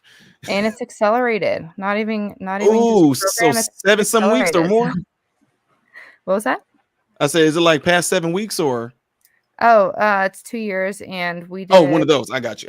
Yes, but like, so chemistry, 5, like organic chemistry, 5 weeks, general chem, 5 weeks, and then I get into the medical classes. So I don't want to ever see that stuff again. Me neither. Yeah, it's rough. Please do. Please do. Yeah, you so definitely need to get some sleep. About the medical field, I'm like, oh shit, I get it. But anyways, I appreciate you guys. Thank you. Keep doing what you're doing. Y'all are awesome. Thank you very much. Sweet. Have a good night. Have a good night. Yeah, thank you. You guys too. Take care. See, it's not anime. Now, all you motherfuckers that thought it was anime. I swear she just did that on purpose. I swear she didn't. did that on Either purpose. way, you like, could her face said it all. She was like, accused her all night of being somebody else, and we kept saying it's not her, it's not her, it's not her. Nobody wanted to listen to me. Now she turned the camera on, and you can all apologize. That's funny. Give her That was funny. Every single one. You did that on purpose, Truckee, didn't you? Didn't you? What happens when you stay up too late when you're so tired? I haven't done this. She was surprised, like, oh shit, that's me. You're absolutely all right, you guys take care. They can all apologize. Good night, you guys. Oh wow. Oh man. Hey, Renaissance. Mm-hmm. Answer me this, because I mean, people of your statue that always come through and talk this knowledge and speak this truth. I always want to ask them this: what is your answer to actually ending racism? What do you think? Have you seen that interview with Morgan Freeman? Yes, I have, and that's why I'm asking. I want to hear what your take is on it. When he was like, stop talking about it. That's what it is, man. It's racism. To me, racism is actually something that I feel. Does racism exist? Probably. And I say probably because we actually are in such a good place, and was in such a good place in America, to the extent to where we are so unracist in America that we had to actually create something to say that something is racist. That's just, again, like with this whole division, we are so united in America that we had to actually create something to try to make us be divided. They didn't want their real unity. So when it comes to racism, I think there might be some racist individuals. I know they are, but on a systemic, institutionalized level, no. I know that the internet and all that want to make us believe that, but absolutely not. It's only being kept alive through the news, through media, through them only wanting to show a white cop killing a black dude or a white guy shooting a black dude. Is being kept alive by stuff like that. But when you come back and hit people with stats and statistics and facts and showing like, actually, 210 black people got killed by police, but then 568 white people got killed by police. Nobody talking about that though. Okay, so I'll throw this in there. Fairness, hold on, but in all fairness, all these school shooters that are white, none of them get shot. But if that was a black kid, time out. That guy'd be dead. You didn't hear about the kid that had the mass shooting, the black kid that shot 7 kids, and he actually then he got out of jail and they threw a party for him. Yes, black kid, same exact thing. It was a mass shooting. He shot 7 people in the school, right? Because they lied and said he was being bullied, and it turned out to be a lie. Not only the boy got arrested, and I think maybe 3 days later they let him out on bail, and there was a huge party with his family. He didn't get killed. Yeah, there was a oh man, I have to pull it up on my channel, but I did a thing because I did a comparison with Kyle Rittenhouse too. There was a black dude that did the same thing where he actually went out and he shot people in the crowd, and the police knew that he shot people. They had their guns on him. They made him put the gun down and all that. He got on the ground. They arrested him, put his hands behind his back, et cetera, et cetera. Think he stayed in jail for maybe same amount, maybe 5 days, and got bail and was able to get out and then skip town. So yeah, it happens. What the thing is, again, the news don't want to show you this. It's not part of the narrative. It always want to show things painted in a whole completely different light. Police records are showing statistics show police are 3 times less likely to shoot a black person than they are a white person. Now, some people try to come back at me and they'll say, wait, I said 560 some white people were killed by the police, while 200 and some people were killed black that were killed by the police. But then like the other, like Latinos, I think like 170 were killed by police, and then all others end up being like, you know, let's just say 100 something. Those are all other races that were killed by the police. So I said, so it seems to me that white people are getting killed by police way more than black. Where are those videos, right? So what somebody try to say, well, that's different.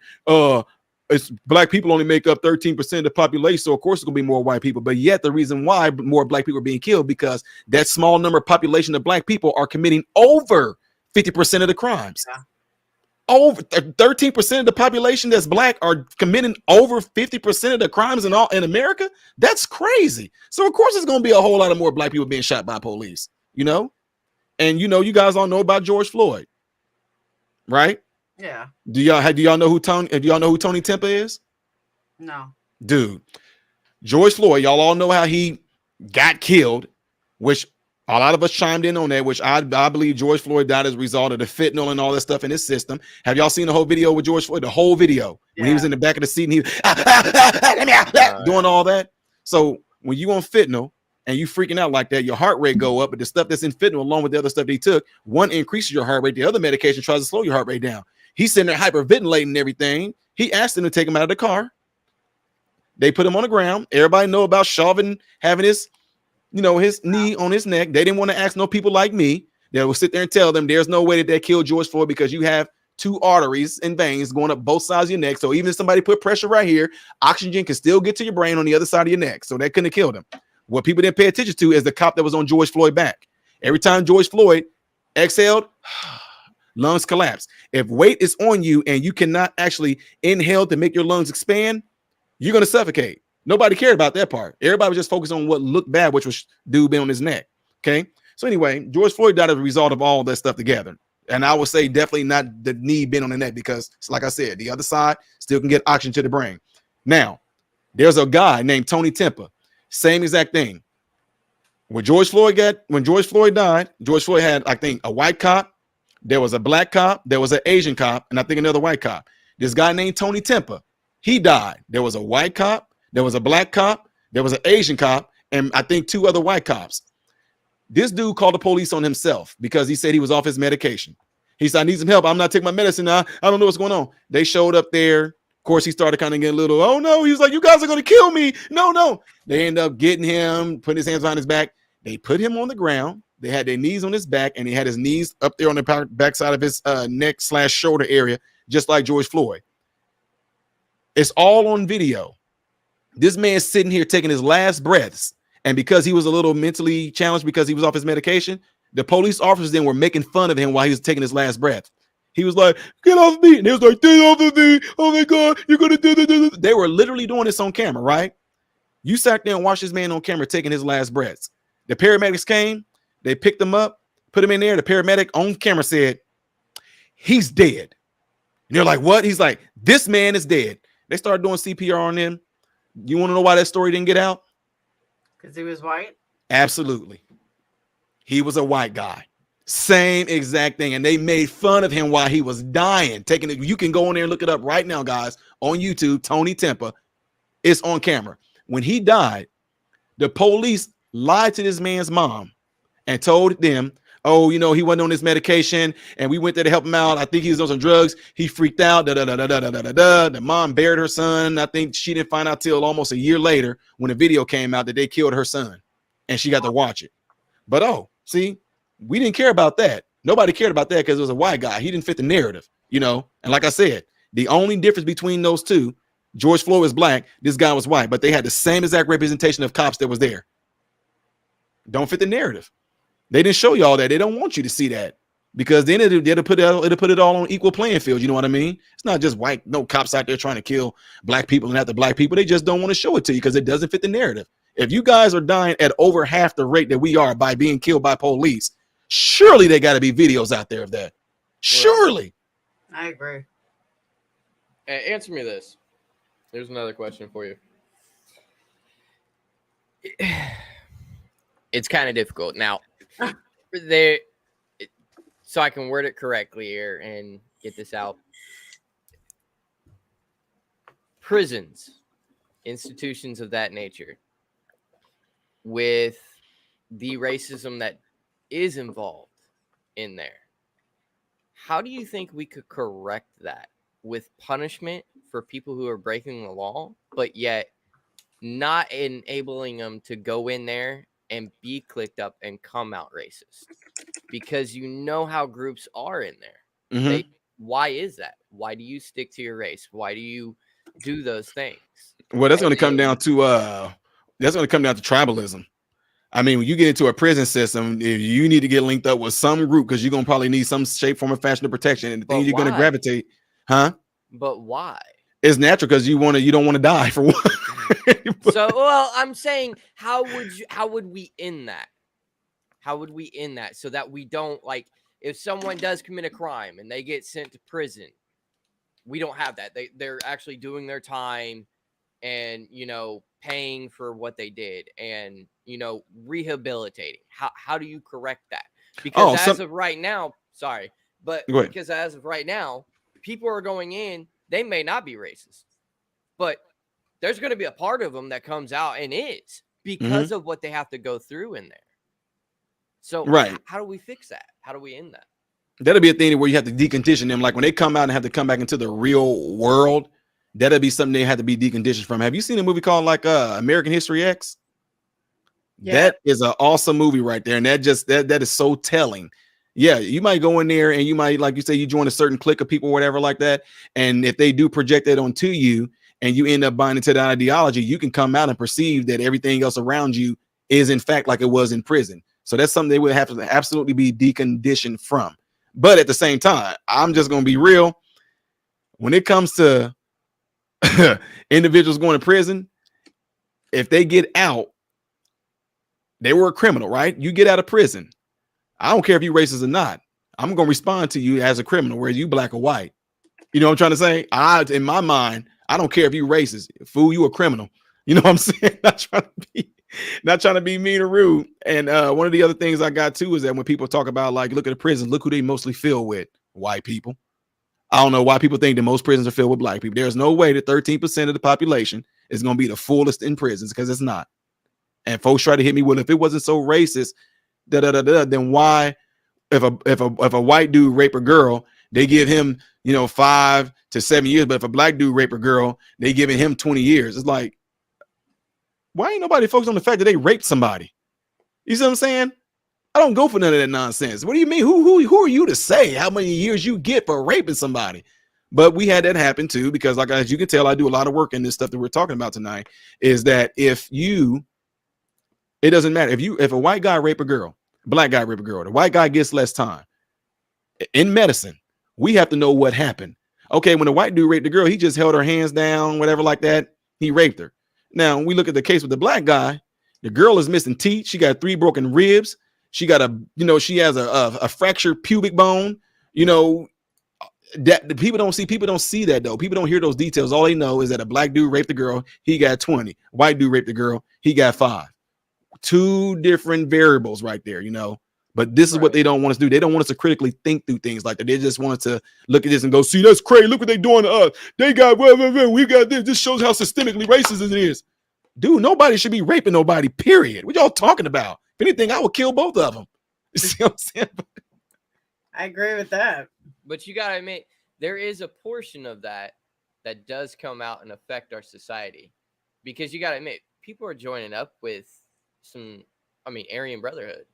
Come on now. I mean, you're going to sit here and say that some of them don't get out and stay clicked up, and that just continues that cycle of racism. I mean, there is a problem there, and it's got to be fixed. Whether you're a criminal, it shouldn't matter. Like, I mean, I've known people that have gone to prison for the dumbest shit, and they're not criminals. They broke the law. Yes, they are criminals by that definition, but they've gotten out. You know, they've done better, everything like that. They were good people before they went in. They just got caught up on some bullshit. So, but all in all, they've had to convert to that tribal instinct because of those gangs, because of that racism. So that's when it may be tribal, but it's racism. Right. So there might be a thing like, yeah, it definitely can be that. And what you will find is that when they get out, they already have things set up. Like the guy that's getting out of prison that might became a part of whatever that little gang affiliation is in the prison, they're already going to have him set up to where they're going to be going when they get out. So what it does is that there's this thing that happens to a lot of people psychologically. You have a sense of belonging, right? And it's just like how people do on YouTube and how they do on a lot of Instagram things. It's something about when you get a like, it actually causes your brain to release dopamine. And dopamine is the pleasure center of the brain. So what ends up happening is that you will find yourself being obsessed with trying to see if somebody liked your video like this because you like the way that it made you feel. That dopamine gets released. So what I'm saying is that when people get out of there, even though at heart, let's just say at heart, they may not be seriously legit racist at heart, but because that sense of belonging, you know what I mean? That sense of getting that pat on the back, that sense of shaking your hands with your boys, that dopamine gets released. So therefore they return to those same exact type of actions to get that feel back. And some of them, you talk to them like this, they'll sit there and, man, I didn't even know that, man. Yeah, because I just felt that when I was in there, I know I got you. I get it. But man, you know, when I got out, I went and hung out with them over here. You know, man, bro, I don't know what the heck I was thinking. I know it's something that happens to you, you know, physiologically in the brain. It's deep, man. It's crazy. And a lot of people, like I said, that's why I say they got to be deconditioned from it, because there's people out there that, you know, you'll feel. Here's the thing. I've talked to people that are racist. Like I've talked to some racist people. Like this man has passed on. This man's name was Lou. He was a he was a man that was, I think he was 102 years old.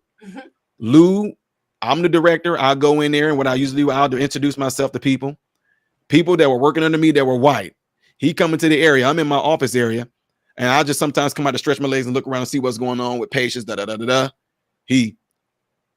We all got that big old black nigga coming out of there. What that nigga doing in there in that car? I said, who you talking to? He said, I'm talking to you. I said, I'm a what? You heard me, you jive. He's like, you heard me, you jive. I said, what you call me? I called you a nigga. I said, spell it. He was like, I said, no, you gonna say it. Spell it then. Spell it, Lou. Go on out of here, boy. Go on out of here. Now, somebody like him, was he racist? I'm like, this dude flat out in front of everybody. I walk out the office. He's saying, you got that big old black nigga coming out. I'm like, everybody looking like, oh, they're all like froze, like, and I'm just like the type of person I am. I'm like, that didn't bother me though. This dude was somebody that was set in his ways. 102 years old. His brain ain't changed yet, right? So anyway, what ended up eventually happening is that every time he would come in, I was still, Mr. Lou, how you doing? Mr. Lou, how you doing? Get on my face, nigga. I'm like, what if I don't get out your face? What you gonna do? You. I said, what you gonna do? What you gonna do, Lou? So I just played into it. Now, eventually, about a good month in, same thing. I would go down there. He would come. They would bring him down there. And by that time, some of the nurses want to gather around because they're like, oh my God, this is gonna be crazy. Look, watch what Lou says at the time. Watch how Ty reacts. So eventually, I got to a point to where I was just like, Lou. Now, okay, I understand I'm a nigga, right? Okay, I understand. I get it. Now, what makes you think what happened? This man started telling me his childhood life, that the reason why he was calling me that is because when he was growing up, when he seen black people, his parents would say, oh, those are the niggers, right? So this man, can I call it now? This is what I'm getting at. Can I call this man a racist truly? This man was a kid and his parents taught him. Now, for example, look how you train your children. You tell them that's a ball, cup. That's what they learn. He was told all his life while growing up in the South and all that those black people were niggers. Not even black, not even colored. They were niggers. So all his life he went through saying that. So when I came out the room and he said it to me, they wanted to kick him out of the facility and everything. And when we finally talked, he was like, yeah. So, and then guess what? I'm cool like that. He was so accustomed to saying it for over, I guess, let's just take away 10 years. He was saying this stuff for still 92 years, right? Came straight out of somewhere in Mississippi and got put in our facility up in Central Illinois because his daughters and sons them lived up there. But he still lived by himself in a backwoods in a cabin-like area, all to himself. They say they grew up there. He lived there his whole life. And now you took that man out of there and put him up there where now he's working around all kind of black folks. And not that he didn't want to, but that's what he knew we asked. And then at the same time, then we found out that when he said that, he actually was praising me. Like it was almost saying, hey, they got a black dude coming up out of here. He the boss son. But he was calling me the N-word, right? Now, once we got into that and I was able to talk to him, I found out, hey, this dude he actually is a good dude. But I said, you got to quit calling folks niggers, man. You can't do that. He's like, what am I supposed to call him then? I said, just call him a man or call him black. He's black. That's worse than saying nigga. I was like, no, it's not. Lou, stop. I said, well, just call them ma'am and sir. Okay, I'll do that. Okay, I'll do that, sir. I'll do that, sir. So that's one instance that I thought was somebody that was racist because he was calling me that word. But at heart, he wasn't. Real racist people, you're not going to know that they're racist.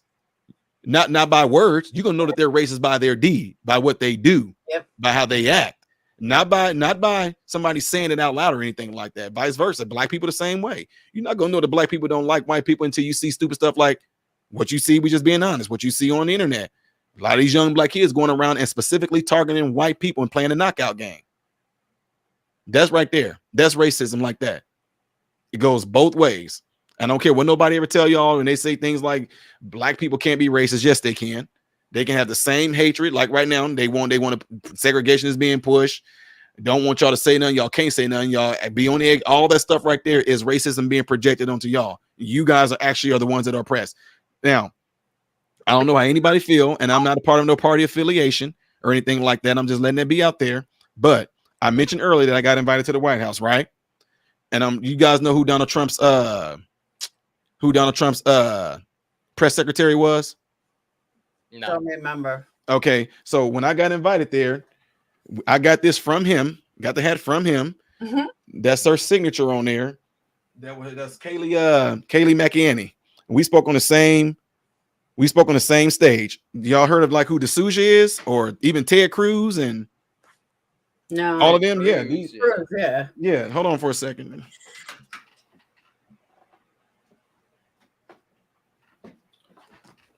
So we all spoke on the same stage before. There's Cruz right there, and that's D'Souza. D'Souza is the one that made that movie called 2000 Mules. I don't know if y'all heard of that, but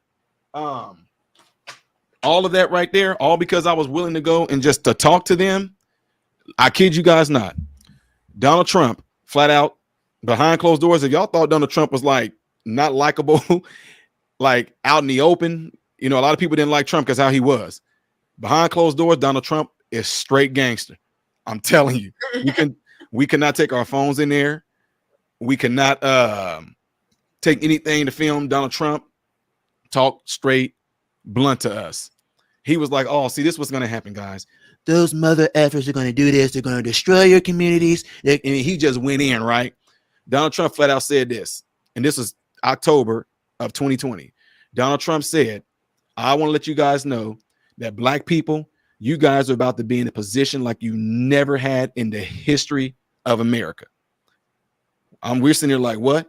He said, what they're getting ready to do, what the deep state is getting ready to push out is going to be a rhetoric so strong that if you are not a person with a good heart, you're going to capitalize off it to where you're going to destroy your own communities. He said, you guys will be able to commit crimes and get out of jail. He said, you guys would be able to actually destroy things and steal things without nobody actually having no accountability. You guys will actually be able to do all kinds of heinous things when it comes to stealing, when it comes to breaking and entry. All that will be able to happen, and nobody is going to be held accountable. Yep. He was like, but I will hope that you guys that are in here right now that have good hearts for your community, I will hope that you would take this opportunity to actually spread this truth about what I just exposed with everything that's going on right now. I drained the swamp, and you guys, as the black people that are in here, go out and let your people know about all the things and all the opportunities they can have right now. But he said, because we will all be dead before a cycle like this happens again, to where black people will be able to be in such a position like this. That was 2 years ago. I kid you not. We were all kind of like, oh, okay, whatever you say. Like, all right. And by the time y'all see what's going on, look now. I mean, you got, man, y'all even watch the stuff when people are just running into stores and taking stuff and walking out. And I mean, people in Chicago, but they are just walking out with 75-inch TVs. I live in Milwaukee, just north of Chicago. And during all them riots that happened here, I was driving through the inner city when this was all going on. I watched 100 cars pull into a Walgreens parking lot, 50 people jump out. They went to every Walgreens in the city and robbed it. Prescriptions, cash registers, everything off the shelves. Not even 2 minutes after everybody left that Walgreens, 60 to 100 sheriffs came up right behind them, but they couldn't catch them because they hit every single Walgreens. They destroyed every single building, beauty supply store, convenience stores. It was chaos.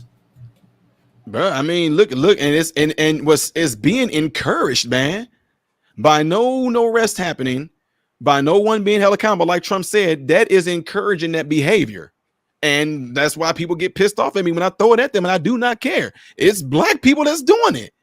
It's black people that's doing it. He called it, and that's why they get mad. Donald Trump a racist. He a racist, man. Donald Trump, dude, flat out called it, man. Look what's happening right now.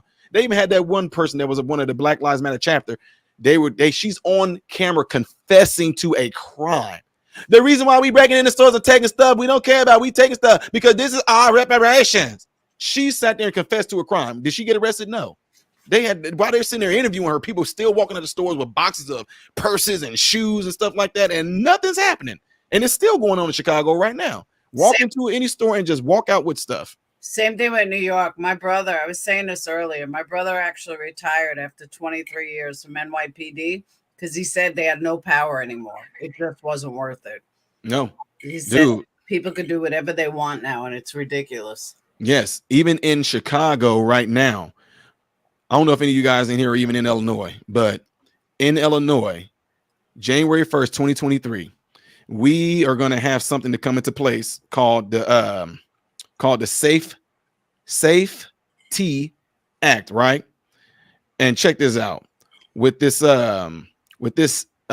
Safety Act, this is what this is going to consist of. Okay, here we go. Let's see.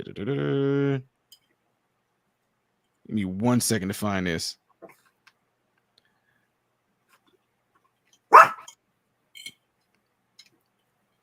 Okay, so January 1st in Illinois, these are going to be the non-detainable offenses starting January 1st, 2023. Non-detainable offenses: aggravated battery, non-detainable; aggravated DUI, non-detainable; aggravated fleeing. Right now, Lori Lightfoot already has it in place. If you do a crime in front of a cop and you take off running, the cops are ordered not to chase you. Yep, already happened in Chicago. Non-detainable offense, right? Arson, non-detainable offense. Burglary, non-detainable offense. Drug-induced homicide, non-detainable offense. Intimidation, non-detainable offense. Kidnapping, non-detainable offense. Robbery, non-detainable offense. Second-degree murder, non-detainable offense. Threatening a public official. That goes into law January 1st, 2023 in Chicago, in Illinois, all Illinois. Why? That's what we all sitting here saying. Like, what the actual heck? What legislation put this into place? And that's what it says. Under this new law, after being charged with crimes listed, those arrested would be released without bail pending a court date. Now, on top of that, if they do commit, there's more details to it. If they do commit a high crime like murder, right? They put them on an ankle bracelet. But the police are not to respond if they step outside the radius. The police are not to respond for 48 hours. Wow. 40. So you telling me you can kidnap somebody, you can actually have second-degree murder, arson. If they put that bracelet on your ankle and you go outside that range, the police, not that they're going to respond within 40 hours, they can't respond until you've been outside your radius for 48 hours. Wow. So that you can be in Canada, you can be in another state, you can be in and win and kidnap somebody else too, and kill somebody and rape somebody within those 48 hours. That's what's coming to Illinois. So that's what I'm talking about. Look, and Trump called it. He said it's going to be. He called it, dude. And that's why I tell people. People can be mad at me because I talk about Trump and different things like that. If anybody's doing anything right and doing anything truthful, I'm gonna sing their praises, and that's what I'm doing. I don't, like I said, I'm not for the left or the right. But when they invited me to go there, I'm like, yeah, I'll go there. That's cool. Biden invited me to come there yet or anything. I'll talk to him too. But this is what happened. It's just going to be people like they're literally calling Illinois is getting ready to be the test grounds for the purge. They also told us let's say, for example, if I just left my home, let's say if I went to Wisconsin Dells and left my home for a week, I come back. If somebody is in my detachable shed, as what they call them, what do you call those people that just move in and gosh, it's on the tip of my tongue. Squatters? There you go. Squatters. If those people are in my detachable shed or even in my garage, if I call the police, according to this new thing, is going to be ordered. They only can issue a citation. The police can't physically move them off. That's going to be up to us to do that. That's what they're telling us. Good. I got something for that. Yes, sir. Look, it's like, yep. It's like, look, all I know is at this moment right now, I feel like letting off about 10 M80s in my detachable shed. And you being in there, I have nothing to do with that. It's my shed to do it with. You know what? Matter of fact, my brother has those Caucasian big dogs. I just want them to come over and hang out for real quick and go in my shed. I think there's some rats or something in my shed. I have nothing to do with what them dogs do to you. I feel like I want to see what some birdshot would do to my ceiling right now. Like, I'm telling you. You know what? I've always been wanting to test this flamethrower. I've been meaning to burn this shed down. I'm no joke, but I mean, honestly, I told my wife, it's going to be cool. I mean, I stay in a really nice area. I don't think it's going to happen here because people that stay in the suburbs, everybody's packing in the suburbs, but they bring that stuff here in the suburbs. I come from the streets, from the hood. I just tell them I welcome it. Man, don't put it past anybody and don't put it past anywhere. Please. Everyone knows about those laws though. Yes, ma'am. And that's why there is a big old huge debate over the stuff right now, because that's what's coming to Illinois. And so that's what I'm saying. So take place? Huh? When does it take place? January 1st, 2023. January 1st, 2023. This is what they sent us. Stores must be nervous. Oh no, stores ain't nervous because they being robbed and stuff already without nothing going. You don't gotta have a gun to rob a store. Just walk in there and take it because they can't do anything about it. It's so back here. I can't even go buy socks and grab my own socks off the shelf. You have to ring a bell and they're behind a case. Socks, underwear. It's ridiculous. They had the little things on meat in some of the Walmarts, like some of the ribeye steaks. They had like a little netted cage thing on them with a lock on it. I'm like, that's not gonna do nothing. People gonna walk out with the stuff anyway and just cut it off with some scissors. So when they get home, what is that gonna do? Exactly. But the issue is, man, is that they let this happen. And to be quite frank with you guys, I told people, growing up in the streets, you got my family, like I mentioned earlier, my family is some of the biggest drug kingpins. They taught us to fight and everything when we were younger. Like if you was fighting somebody your age and you beat them, they would make you fight somebody that was a little taller, bigger than you be. The whole idea of making us do that is because they said, not that we want y'all to just be these fighters or anything like that. No, we teaching you to protect yourself. We had a guy that was a bounty hunter, retired cop. He came to the hood and took us out to the range and showed us how to shoot guns, how to clean guns, and taught us what to respect guns. And, those are our shields. And where we lived at, it was so bad that, 10, 11 years old, we're packing because we didn't want to be kidnapped. We would walk to school, and when we got almost halfway to school, we would find like one of the abandoned homes or abandoned apartment. We would run up to it, maybe put the gun underneath the pot or behind some stairs or something like that. Went on ahead and walked the block to school. And we got out, we ran back to our guns because we had to walk home. No buses came to pick us up. And we just only packing so we wouldn't get kidnapped, right? So what I'm saying that for is that I told people there's also some territorial things that goes on within gangs, family-run gangs. Families run the gangs, okay? What I'm saying that for is when you have somebody trying to come over to your territory and do things, they take that like, oh, so y'all calling us out. Y'all want to do this. Oh, y'all call, okay, it's about to go down. What I'm saying that for is I told the people that I speak to in America, we being called out. We are being called out. They saying we getting ready to release this out on it. And what are y'all going to do? Y'all by that, there's a reason why. If you are a full-blooded, loving, patriotic American, and you all about this talking about our Second Amendment, let's see how much you're gonna be willing to use it, because they getting ready to test it out on us. And I tell you right now, please don't let me be the one. Please don't let me be the one. Don't come to my house and try nothing. Please don't come there and try to throw a Molotov or nothing like that, because I'm gonna empty the clip on you. Don't play with me and my family, you know. And what it is that when you do things like that, people know. Like I said, I just showed you all the different people I spoke with. D'Souza has been attacked and stuff thrown at him. Ted Cruz has been attacked. I don't know if y'all know who Alan West is. He's been attacked, had things thrown at him. I haven't. Now, folks will say things like, oh, well, why not? Because I'd let them know. Please, please, please. If you disagree with me on this stage that I'm speaking on, you can say what you want to me. When I get done, you can do all that. Please do me a favor and yourself. Please don't touch me. Just don't, because you're gonna find out how crazy I am. Like people say, Ty, well, people are crazy. Well, we're gonna find out who's the craziest one. I know I'm a good guy, but I know from what I had to go through in life, I know I'm crazy. You put your hands on me, you have nothing to say about what I do to you. So if you missing your nose and I bite your lip off, I don't care, because I told you not to touch me. So that's why I done spoke at least. I've spoken at hundreds of events since that video went viral. Not one person has come up to me and ever touched me, because I let them know when I'm up there on that stage, I'm not the one you want to do that with. I do not care about no reputation. I'm not no Ted Cruz. Ted Cruz punched one of y'all. You know, all in the news might have to go to court. I'm not like them. So please don't do it to me. Because like I said, you hit me, I'm gonna go for something. I'll grab you and bite your nose off. I will grab them. I don't care. And then folks are like, well, dude, dang, that's what I'm trying to tell you. Don't touch me. That's all. So anyway, then I'll go like I was saying. But nope. So then they'll respect that. I'm not the one. Those social justice snow cone color head kids, don't do that to me. Don't try me. This has been absolutely awesome, but it is 5 o'clock in the morning and my ass has to get to bed. Hey, can I ask you something real quick? Up soon, sure.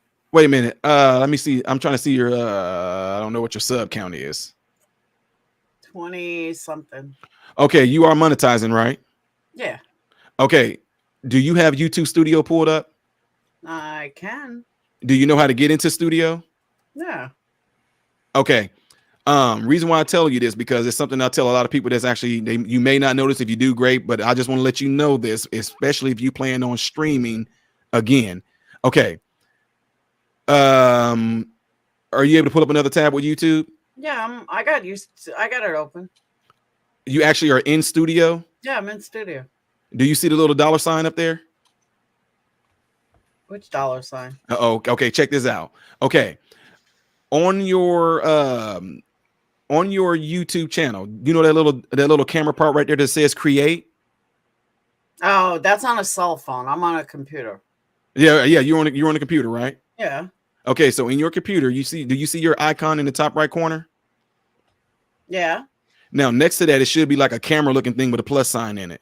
Yeah. Now, click on that. You see where it says upload or go live? Yeah. Okay, click on go live. Okay. Did it take you to a stream where does it show your stream right now? Yeah. That's something you can click on. Click on your stream. Okay. You did it. Now look in the upper right corner. Can you see your icon again? Yeah. Now, do you see a dollar sign anywhere on there? For ads? Yeah, I do them. So you click that while you're in? If I remember. Man, and the reason why I'm telling you this is because that sign right there, of course, you know what it's for, right? Yeah. Oh, that's why I was telling you, because when you're live streaming this long, YouTube pays you a lot more money for keeping the audience attention for this long. So I'm just being real with you. For as long as you've been streaming, you could have had at least maybe anywhere from 15 to 20 commercials that could have already played through this long stream, which means that income would have went to you. I just wanted to tell you that don't miss out on your money, sis. I do. Sometimes I run it. If I'm using StreamYards, I always forget to run the ads. But if I go live from YouTube, then I always stream the ads. Yeah, that's why I wanted to show you, because you can do it. I found that out through you using StreamYard, and that's another way. As long as you can have StreamYard up, but always just try to put yourself in that mode where you go to that tab. Because if you're doing these long streams like this, definitely get your money for that and play those commercials. Like, if you don't know how long you're going to go, but I'll drop a commercial maybe every 10 or 15 minutes while I'm live streaming, especially if I know I'm going to be going as long as you are. So, but that's just another way to. That's just another way to get you your income coming in. So you really go every 10 to 15 minutes. See, I go like once an hour. Oh no! Think about when you watch TV, when you watch your favorite show, like sitcoms. Them bad boys stay on for maybe 5 minutes, and then they already going to go into a 3-minute commercial. Yeah. Then they come on again. But since you're streaming this long, because 10 minutes is really a long time. I mean, if you take all those 10 minutes and times them into what you just did right here, that's what I do. And it doesn't hurt, 10 minutes. And then sometimes if I know, okay, I've been streaming for maybe 2 hours now. If I know I'm going to be going for another hour, I got to get those in. And sometimes we get so involved in it, you just forget to do it. But I just say that's a way to actually get your money, sis. Your audience won't care, 10 minutes, you drop a commercial. Not all of them are going to get it anyway. YouTube pick and choose out of the people that's watching who sees the commercial anyway. So yeah. 10 minutes. All right, I'm gonna remember that. See, you guys heard it from him, so don't get mad at me. No, hey, for real, everybody that's watching right now, if there are some commercials just playing on here, I know we don't like to see them, but just imagine that every time, since she's giving you guys great content, every time you guys see a commercial on her channel, that's her getting paid. So think about it that way. We don't care about everybody else's channel. We talking about hers. Anytime a commercial plays, that's her getting paid. All right, there you go. See, Janie said that's aggravating every 10 minutes. But if you used to say to me, hey, do you want her to get paid for what she's doing? She's taking her time out. She's got people on her panel. Do she deserve her 10 cents for that commercial every 10 minutes? Ain't that the truth? Yes, she does. Amen to that. So I just wanted to let you know that before I jumped out of here, though. But I really enjoy being on here. Shout out to my subscribers who told me to come over here and check this out. And I'll leave with this too. Everybody should definitely hit that thumbs up button, because the thumbs up is not necessarily saying you like what she's doing. The thumbs up is literally you saying you want YouTube to recommend this video. So do that. Everybody has a cell phone. I tell people all the time, y'all all have a cell phone. There's at least 5 to 10 contacts in your cell phone that you can let know about this channel and have them come over to her channel and subscribe to it. Hit the bell notification. Make sure the bell notification is set to all notifications. So when she goes live or does anything, you guys can jump on. So definitely do that.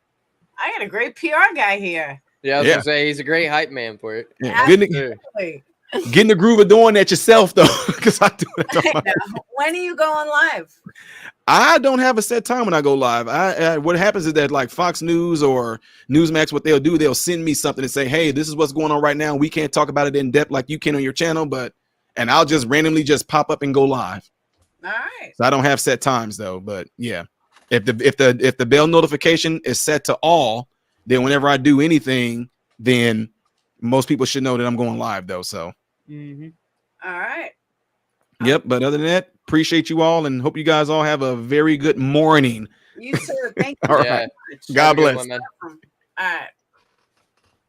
All right, guys. I'm going to shut down. It's 5 o'clock in the morning. Oh, only 5 o'clock? It's 6 o'clock. What did I say when we were on Kurt's? I never expected this to go this long or it changed the way it did. I mean, that was crazy. Turned out to be an awesome live, though. Oh, yeah. I agree. And thank you for having me on. This was cool. Absolutely. Oh, man. And Stretcher, you didn't say much. I didn't want to interrupt. Dylan, thanks for coming on, guys. Thanks for coming up. Yes, thank you. Chats, thank you. Cash apps, PayPal's, candle orders, everything in between. I want to thank you guys for the support. And again, don't forget to hit that thumb up. And I will see you guys tomorrow or later today, even though I got nothing done now. Good night, everybody. Good night, Chad. Good night, guys. everybody. Thanks Have for a great night. Peace. Well, hit the wrong button.